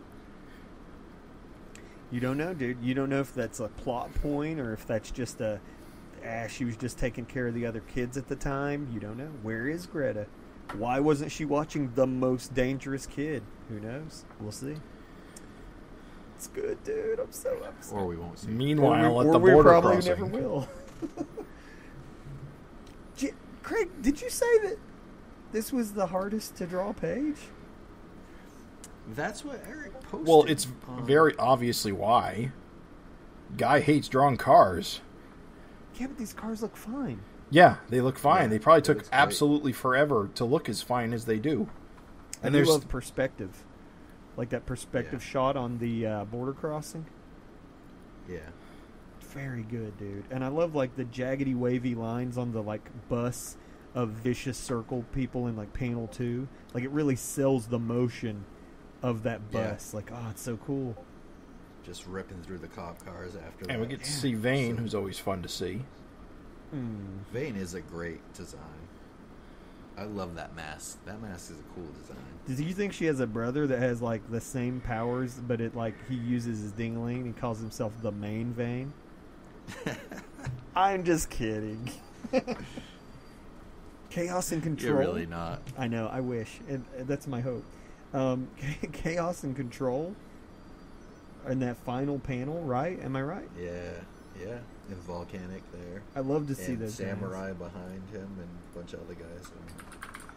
So good, dude. I love that. And then here we are. Don't know whose feet those are. You said you don't know? Don't know. It looks almost like Hercules, but of course it's not. We're gonna get roasted. We're gonna get torn to shreds in the comments. I love Volcanic barfing lava on people. Yeah, That's a classic Inferno move. Mm-hmm. No, Volcanic, right? No, remember way back in the early Dragon, there was Inferno who would do that. Yeah. Breathe fire on. Well, his daughter is part of the Vicious Circle. Right. That's not who this is, though. This is, or unless it is. What? Are there two fiery volcanic babes? Because she wasn't the one on the very first page, right? That's a different character. No, it's the same. Oh. Volcanic. Oh, my mistake. Yeah, it's got to be the same. Yeah, then she's not one of the lava people. She is. Yeah, she's one of them. I thought she was the daughter of Inferno. No, the daughter of Inferno is in the car with the other. Right, but she sort of looks the same way. She catches fire and has like. No, she looks different, dude. She looks big time different. Yeah. Like Inferno and his daughter just kind of turn like molten color. Right. Yeah, they have like Kirby Crackle almost. Volcanic looks like a volcano. It's all rocky. Yeah, like that's rock texture. I see. Think about the hospital scene when Inferno first shows up. It's like, right. Fry. You know, he's got like the Kirby Crackle in him. Yeah, you're right. I guess that is different significantly. I knew I could paint a word picture for you. But I knew he breathed fire. I don't think. I think he shoots it out of his hands. Doesn't don't. He? Yeah. Yeah. I don't think he breathes it. No. Volcanic is always shown kind of throwing up molten lava on people. Right. Agreed. Big stinger, big closing action. You might not think it is so, but I think it is so. So, pop quiz, do you know what I'm about to say? What is the significance of this final page? The 100 cops dead? Nope. Jim? Malcolm losing his neck in panel 3? Nope. There's a beautiful character arc. There's beautiful growth that happens here. And if you blink, bing, you miss it. Oh, is it Maxine getting over hang-ups after That's this right. stuff That's with Basilisk? Right. She has to be drunk to have intimacy as recently as even the beginning of this issue on the small fin sequence where the Janies and Crusader and Destroyer, Mark and Peter, kick in through the window. She's still drunk, like to have intimacy. Right. But then, here we go. She's like, well, dude, you know, you got to go and fight this army. Shit, I might not see you again. She's stone sober. And they're like, well, you know what I'm thinking? Yup. And so they take off to have a sober, intimate moment.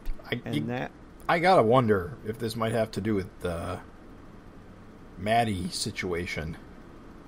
I mean, hey, you got to think. Like, again, remember, Maxine has seen hell. She's terrified of. She knows what it could mean, like, to die. Like, she got to live for this moment. She's seen heaven. She's seen hell. So, like, mortality. This is a chick that has mortality on her mind, right? And she's like, damn, I might never see Malcolm again. And so, this is growth, dude. I'm telling you, it's subtle. People, like, I read comments. I'm going to shit on some folks here. I'm sorry. I don't care. Like, I saw people like, oh, I hate having Maxine's sexuality thrown in our face. And I'm like, you know what? Guys, why do you sound like Arachnid from the cartoon? I can't stand Maxine's sexuality in my face. But, you know what, guys? There's a plot. There's a story arc happening here, okay? There's a character arc, if you will. And Maxine has been on a hell of a journey. And I think that this is subtle storytelling that is important. And I think it's cool that, again, it wasn't like a big, like, this could have been hammy. In any other, in a corporate comic, there would have been a long sequence of, like, Maxine staring in the mirror and taking a drink and, oh, I'm fighting with my inner demons. Instead, you just get nice, one-page, subtle story development plot. It's just moving along. And this is growth. Maxine no longer needs alcohol as of this page to have an intimate moment with her husband, and god damn it, that's awesome development for a sexual violence survivor. So I think it's cool. I think it's a nice little pin in that saga. And hey man, I'm hoping that Maxine's journey of healing is at an end. I'm hoping we just have Maxine mentally healthy and feeling good now. Because it's been what, like a year? And she has a therapist. Probably about that. Yeah, it's weird with this real-time stuff when like books get delayed. Yeah. How it still works. Yeah. But I think it's cool. I think it's awesome. I think that was a nice little end. Like, again, so many things happened in this issue. Dung died. The entire villain cast that was just stuck in Chicago all these years moved up to Chicago. Try that again, Raven. Oops, moved up to Chicago. Sorry, this map was upside down in my apartment. Hold on. Moved up to Canada. Yeah, like Dung died. Like the villains, rogues gallery moved to Canada. You know, Maxine got over her like need for alcohol to have sexual intimacy. We got long-standing, like Malcolm-related characters made their debut as superheroes, like you said, Craig, in the modern era. Like, goddamn, dude, this Chicago got its freak population wiped out. Like, whenever anybody, because I would see those comments, people would be like, "Wonder what's happening in Chicago. Who's watching over Chicago?" And I'm just like, God damn, this book is in Toronto now. Stop. Like, we don't give a fuck about Chicago no more. And you really officially have no reason to care about Chicago anymore.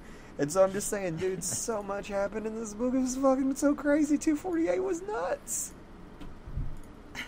It was nuts, dude. This was fucking balls out. It was a really good issue. I think, like you said, it's a great coming back issue. It is. Get us back, get the juices flowing, get us back in the mood as we head into 250. I'm seeing all the ducks lined up. I'm going to go ahead and dub this one the meatiest potatoes. It was very good. Yeah. Shout-outs to Andrew D'Etremont for shouting out the FINcast in his letter in the letters page. Awesome. Always appreciated. And also in the letters page, fun to see Erik address the Todd McFarlane 300 debacle in print. I love the letters page is always a time capsule of where folks are in time. Some of our fin heads on the Facebook forum said, and I agree, that this is a lovely pre-COVID-19 snapshot of like where everyone was, you know? Yeah. So, yeah, cool letters page. Do read them. They do matter. They do add to your reading. I think it's awesome. Thank you, everyone, for still writing letters. I actually shot off a missive based on this issue because I was so moved by it. I don't do enough letters. I feel like because we talk about it so much on the FINcast that I say everything basically to you guys. Right. But I'm trying to make more of an effort to send a letter in because I love the letters pages. Yeah. Actually, for a while, I mean, I think we've definitely talked about this in the past, that one letters page that was blank. Yeah. Which, it was a long time ago, but it was, like, shocking. Yeah. And it's nice to see that there's, you know, a ton of letters every issue now. And I think I feel like people have come back around, and it's great. I think it's so cool, too. Like, they're all over the world. Like, you got someone from France, someone from Halifax, you know, someone from Philly. Like, you know, so many awesome. I don't know. Yeah. People put where you're from. I think it's awesome. I like it. Yep. Dudes, this G-Man. So good. I love it. Too bad that evaporation stuff isn't real. Yes, dude. Big Towel. Big Towel is hilarious. Just, oh my God, so funny. Chris Giarrusso writes some funny strips, I gotta tell you. I like this, and I like the Tales of the Comic-Con, or whatever it's called, strips. Yeah. Are just, they're good stuff. Like, he's a legit funny dude. he's a comedy master, and what's funny is has always delivered. Like, he's been delivering consistently for so long. Like, hell yeah, dude. Yeah. Good stuff. I like the coloring too, that he like just uses all the 4 panels is a different color. Yeah, just knockouts. Like, I mean, back in the day with the G-Man comics, I mean, they really focused a lot on like the tighter art, and I kind of like this kind of quicker, kind of messier art that he does with these web comics. I like the narrative conceit that these are drawn by G-Man, which is why they look that way. Yeah, all the panels are kind of wavy.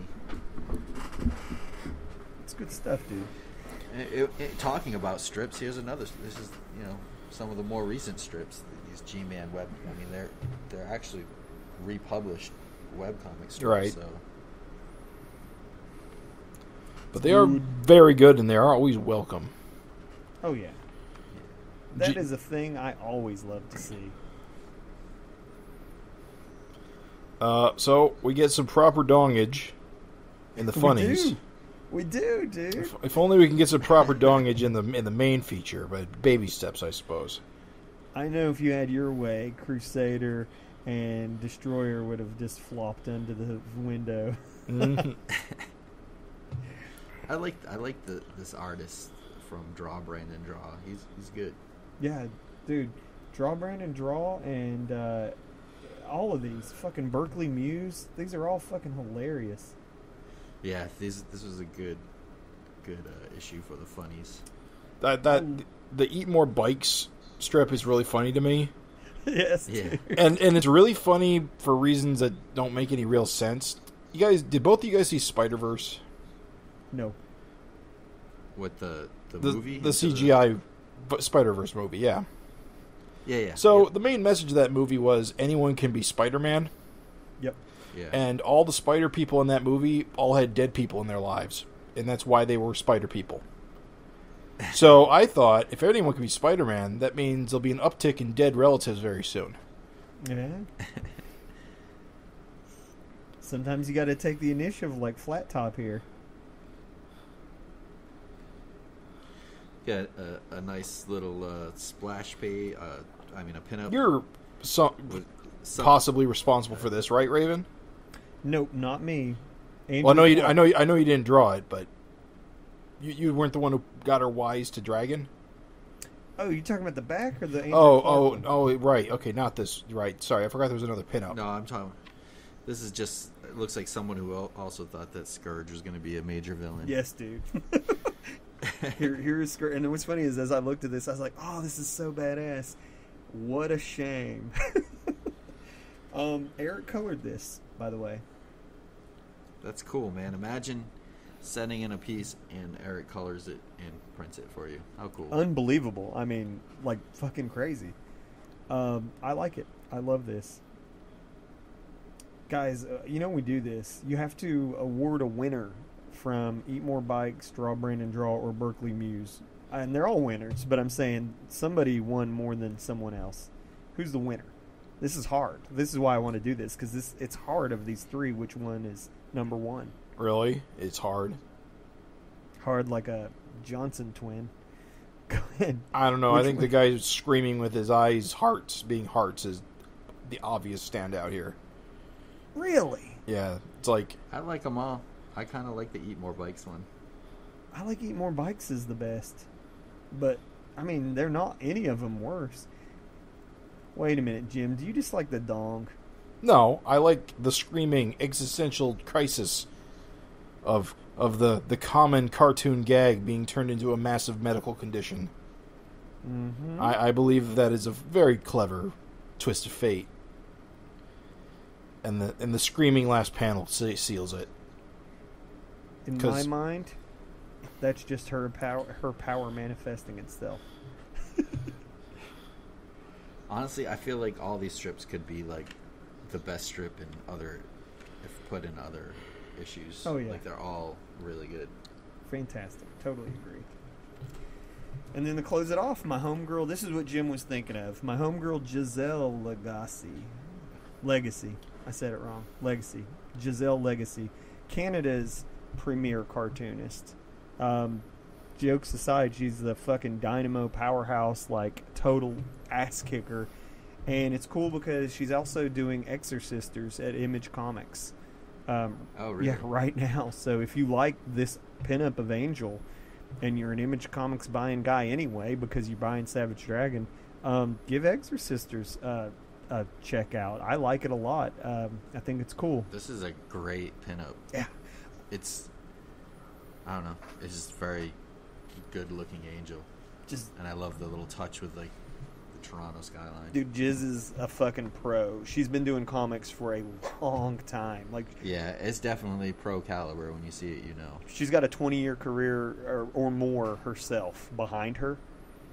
And goddamn, she's done like so many books. Like, I've got like literally a box full of books just by her. It's insane, dude. So yeah, she's a what books is she like most known for? Giselle started like a network called the Pixie Tricks Comics like network, and Menage a 3 was probably what a lot of people would know her from. But Pixie Tricks is like just a bunch of things. Eerie Cuties. Right now, like, my mind is blanking because you put me on the spot. But Dilly Sticky Buns, like, Udon is publishing Dilly Sticky Buns and Menage a 3 collections. Like, you know Udon, if you read comics, yeah. Like, that's a publishing company that's been in comics a long time. But, yeah, a ton, dude. I mean, like, so many that it's hard to remember them all. Like, she has done so much, and yeah, again, if you like this pinup, she loves Dragon too. And what's cool is that she actually got into Dragon. I didn't directly harass her. She got into Dragon completely on her own, just because of like social media, like all the like me constantly sharing like posts from the Facebook group or the Savage FINcast or whatever. Like that, like she saw me talking about it enough that she's like, well, this has got to be good. I'll give it a shot. And she fucking read it on her own and loved it, dude.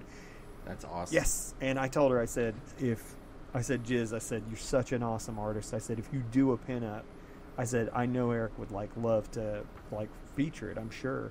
And she sent it to me. He's like, oh, kick ass. Okay, I'll use it. And she was fucking like hyped. Mr. Glum's her favorite character, and nobody spoil it, but like she doesn't know. She doesn't know what happens, so keep that a secret if you see her. But yeah, she's like, oh, I love Mr. Glum. He's so cool. He's so awesome. I love him. I was like, oh my.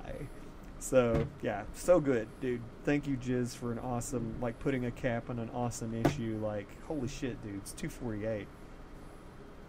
It's like a 15 out of 10. Like, that was so good, dude. Good stuff. Absolutely. Incredible. I guess we're going to roll right into a little dessert. A tasty treat to go with our meat and potatoes. Urban Legends, TMNT. Little Turtle Power. So this is a pretty cool issue. Just to, we're not going to dwell super long on this. Episode's going a little long already, but we'll get into the important, relevant bits. The main thing is, this issue's got big presence of SOS in it. Very cool. Yeah. Of a very particular era. During, like, back during, I think when Rock was leading the team, even. Yeah, Rock's the leader. And he says Dragon's dead and presumed missing, so... Yeah, so Dragon's probably on Godland at this point. Yeah, having his space adventures after Dark World blew up. But the general premise is Donatello's been picked up by these men in black. Turns out they work for the government, and they've brought them to the SOS to figure out what his deal is. And we've got Drock and Kid Avenger and the Shrew, who are all members at the time. They're all they check out Donatello's flying car, which has got alien origins, so they think Don might be an alien. Right. Don's trying to come up with references, but apparently no one's got the phone number for the Night Watchman. Yeah. Dragon's gone. Nobody can get in touch with Night Watchman. And Don makes a little mistake by basically saying, I could walk out of here anytime I wanted. And Kid Avenger overreacts and attacks him, calling it a jailbreak. We get into a very, very brief fight until Hortus shows up. And Hortus knows the Turtle Boys, so she vouches for him, and then that defuses this situation. Right. It's pretty cool just to see these guys in action, to see Fosco drawing them. Loved it, dude. Loved it. Yeah, I love Rock in that costume. Yeah. That's a great costume for him.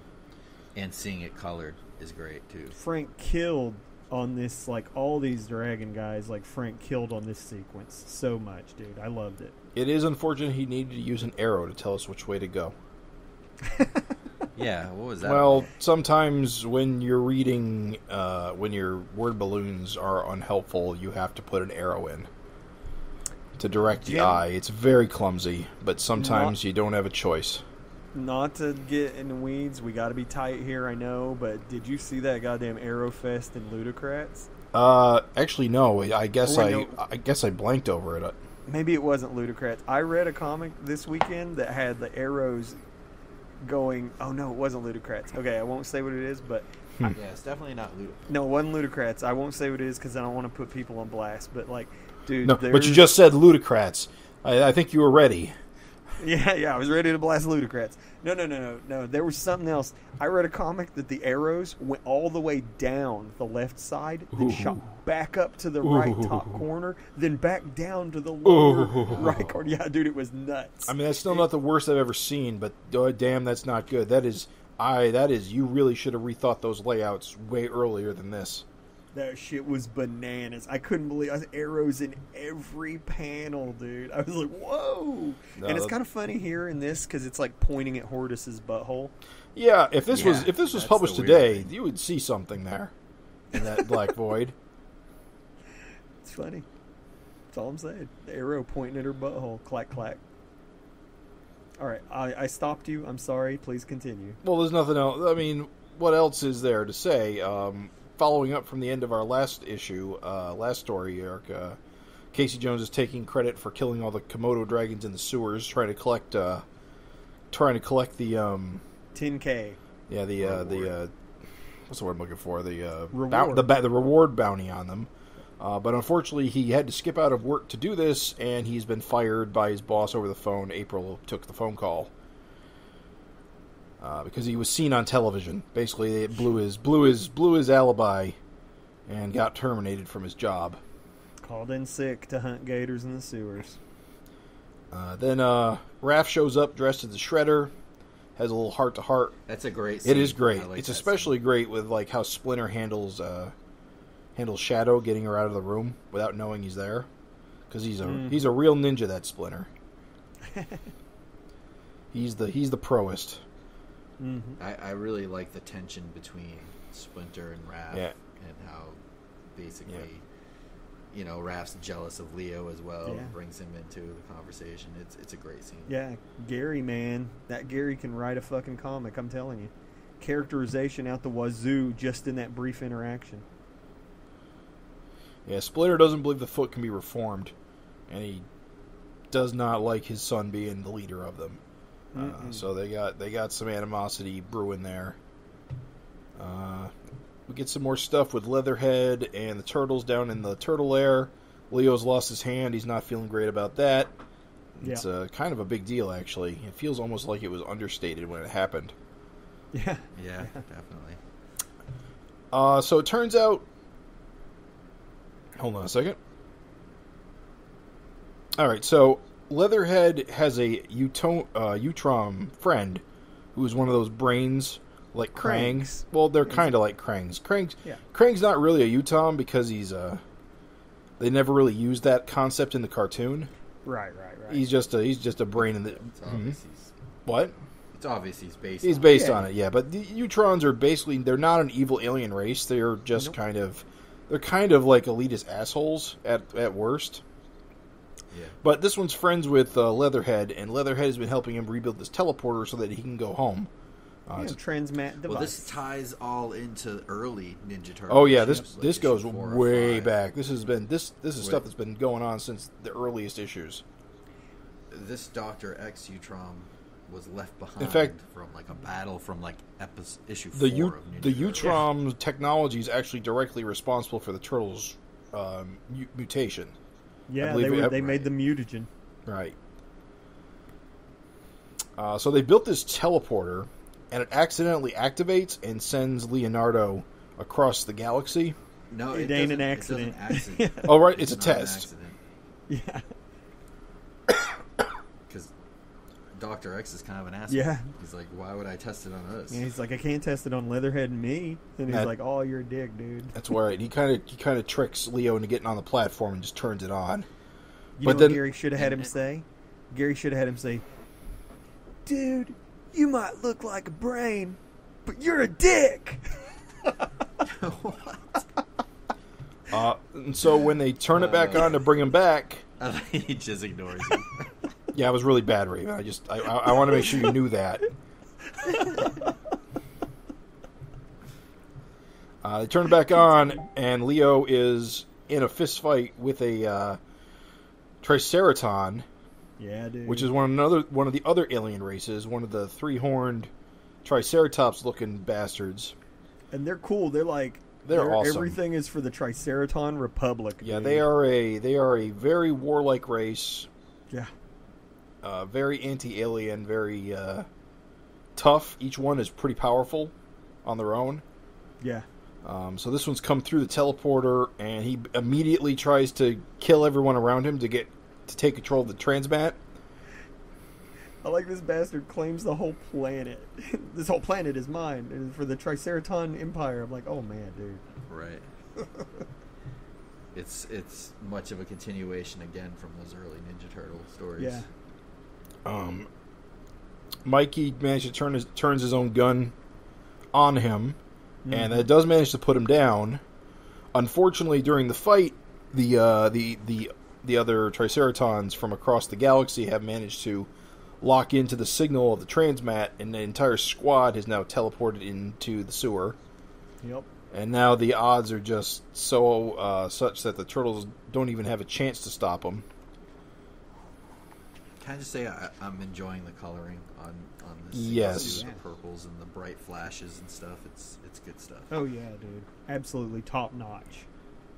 So Leo does the one thing that he can do, which is destroy the transmat, so at least more can't come through. Right. And then him and Mikey bolt. I love that triangular gun. It's neat. It's awesome. It's always weird to see the turtles using guns because they don't really like using them, but they're not above using them. Right. Because they're ninja. Right. Well, I mean, if you're fighting a fucking giant Triceraton, man, you're going to whip out a gun on him. Apparently, Triceratons can't swim. Yeah, it's awesome. They just sink like big dumb dinosaurs. Well, they can't breathe. It needs said, too. You see them sort of, like, struggle to breathe. They can't breathe our atmosphere long. And so that's why this guy, as soon as he gets underwater, like, immediately fucking chokes. Like, if you notice where the one is coughing, and again, it was always that way. Like you said, Craig, this is very much early Ninja Turtles. And so these dudes, they're okay for a minute, but yeah, he gets in the water, it's just like, boop. And actually, it actually looks like his superior officer pushed him in. Because if you look at the panel there where he falls in the water, his officer has got his hand up like he pushed him. Yep. Oh yeah, after them. Glug. Which seems like a waste of men if you know you can't swim. So yeah, they're going to try and repair the transmat so that they can create basically a beachhead to take over the planet. Right. And so they've got a portable ones, which they use to lock onto alien technology, where they assume the Uton is gone. But it turns out he's locked onto Donatello's suit, and so one of the soldiers. It's even cooler, dude. It's a homing beacon from the guy that they got the car from.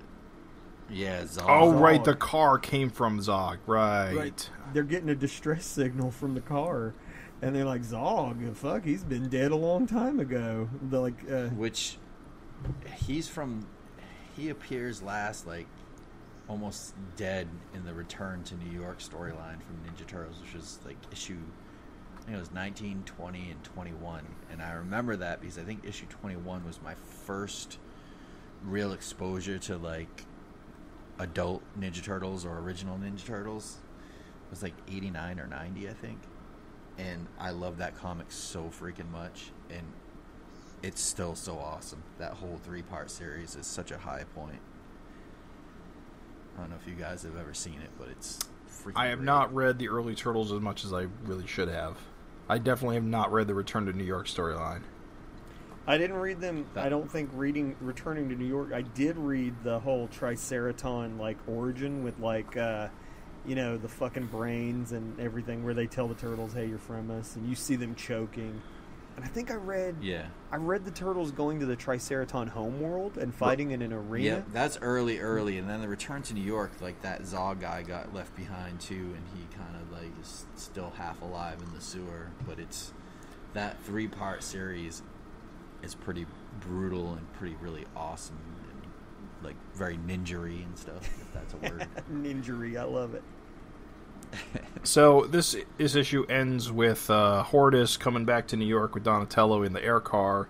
Hortus is flirting terribly with anything in sight, but the Triceraton who was teleported away to the homing beacon has materialized on top of the air car, and so next issue, we'll find out what happens to that. It probably won't end well. Pretty dope, man. I gotta say, as a Dragon fan, I loved it. I loved all of the obvious SOS cameos. But then what was sweet is that as a Turtle fan, it really, we touched on it time and again, but like it really worked those early Turtles into this so well. So yeah, man, this really worked for me on like both levels. Like as a Dragon fan and a Turtle fan, I was in fucking heaven. It was a good issue. Definitely was. I love it. I love that I have come full circle. Like, I was kind of like I was like, whatever. I can't wait to see the dragon parts, and that'll be cool. And, dude, they got me. They fucking got me. I'm into it. I am stoked. I'm into this Turtles, like, urban legends. Like, I'm loving it. Only 6 more issues to go. No, dude. As we record, the last issue of the Image Run 23 has just come out this week. And so after this will be the 3 brand new issues to complete it. I'm still amazed that after all these years we're actually getting closure. I mean, how often does that happen where, 20-year-old series or 15-year-old series comes back from the dead and gets proper closure? There are 2 prominent examples, but yes, it doesn't happen very often. And the examples are the Marvel Transformers and G.I. Joe series, which were both continued, coincidentally, at IDW, actually. So it is something they do sometimes when they can. I was going to say, is that IDW's thing? Like, they just go ahead and scoop up some stuff? It depends. I mean, they primarily do licensed comics.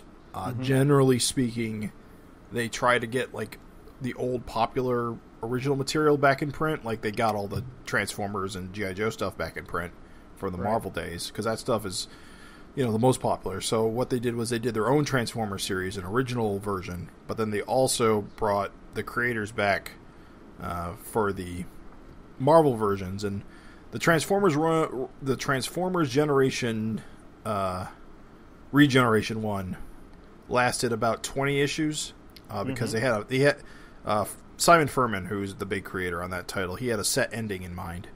But Larry Hama came back on G.I. Joe and basically has continued to write it to this very day, and will probably do it forever. Because he apparently loves writing G.I. Joe. So that book's in like the 200s. So that's actually G.I. Joe's that series is actually one of the few titles with like the highest cover numbers, actually, because it picked up the old numbering. And basically they just picked it up? Okay. Yep, both series did.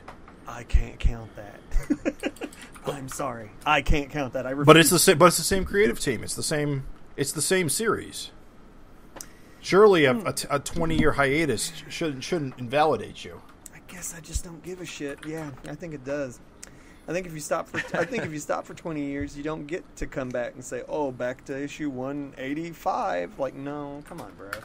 You can if it's the same series with the same creative team. That's my rule. Good to know. So you're saying like Urban Legends can't continue with 24, 25, 26? Nope. Because it hasn't been 20 years, so it doesn't count. G.I. Joe's at issue it's only 200. been 15. G.I. Joe's actually at 275, so in my book, it's actually one of the longest-running comics, number-wise, right now. Pretty impressive, actually. And why don't you have Larry Ham on the show? And actually, it's run for over almost 125 issues since it came back, too, so that's just impressive on its own. No, that's good. I'm shocked. Actually, obviously, jokes aside, like any success in the North American comic market on any comic is a rising tide lifts all ships, baby. I'm just saying it's good for everyone. So, fuck yeah. That's awesome. That is good. And I'm hyped for G.I. Joe fans. Like, it's cool, man. All right, so I think that's it for this issue. I mean, the Turtles issue was good. It's, I think at this point it's pretty, Fosco does good art. The coloring's been pretty good. I don't know if it's better than black and white, but it has not been offensive. Soon it won't matter. Isn't that exciting? Yes. Yeah, but I think it's been better than just offensive. And I'm going to kill, the listener's going to kill me, but it's Adam Guzowski. I think he's done a bang-up job. Agreed. I've really enjoyed seeing it's it in color. Good, but there's certain things I don't like. Like, he does digital color hold things, particularly with the bright lights, which I don't care for because I'd rather it be done in a more traditional fashion. I like it because it feels modern. Yeah, but I don't think it looks... I mean, it looks modern, but I don't know if it looks great. I don't like the digital brush effects, especially with light sources. I just don't think it looks good. It'd be different if he was burying the artwork, okay? If he was hiding an effect, if he was using an effect to overwhelm the artwork so much that you couldn't see the art.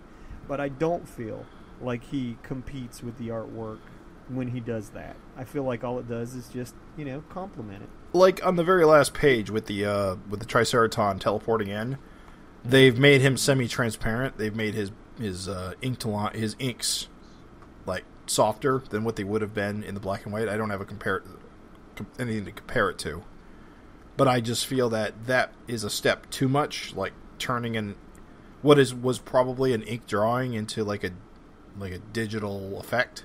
He's transporting in, dude. Oh, I don't know if he's transporting in or he's just listening as like a hologram. Well, that's the thing. He kind of looks like a hologram. I don't think it actually reads very well. I don't know. Like again, I don't know what it looks. But I think that's what he's supposed to be. A hologram. No, he's transmatting in. in. It's transmat. He's transmatting in.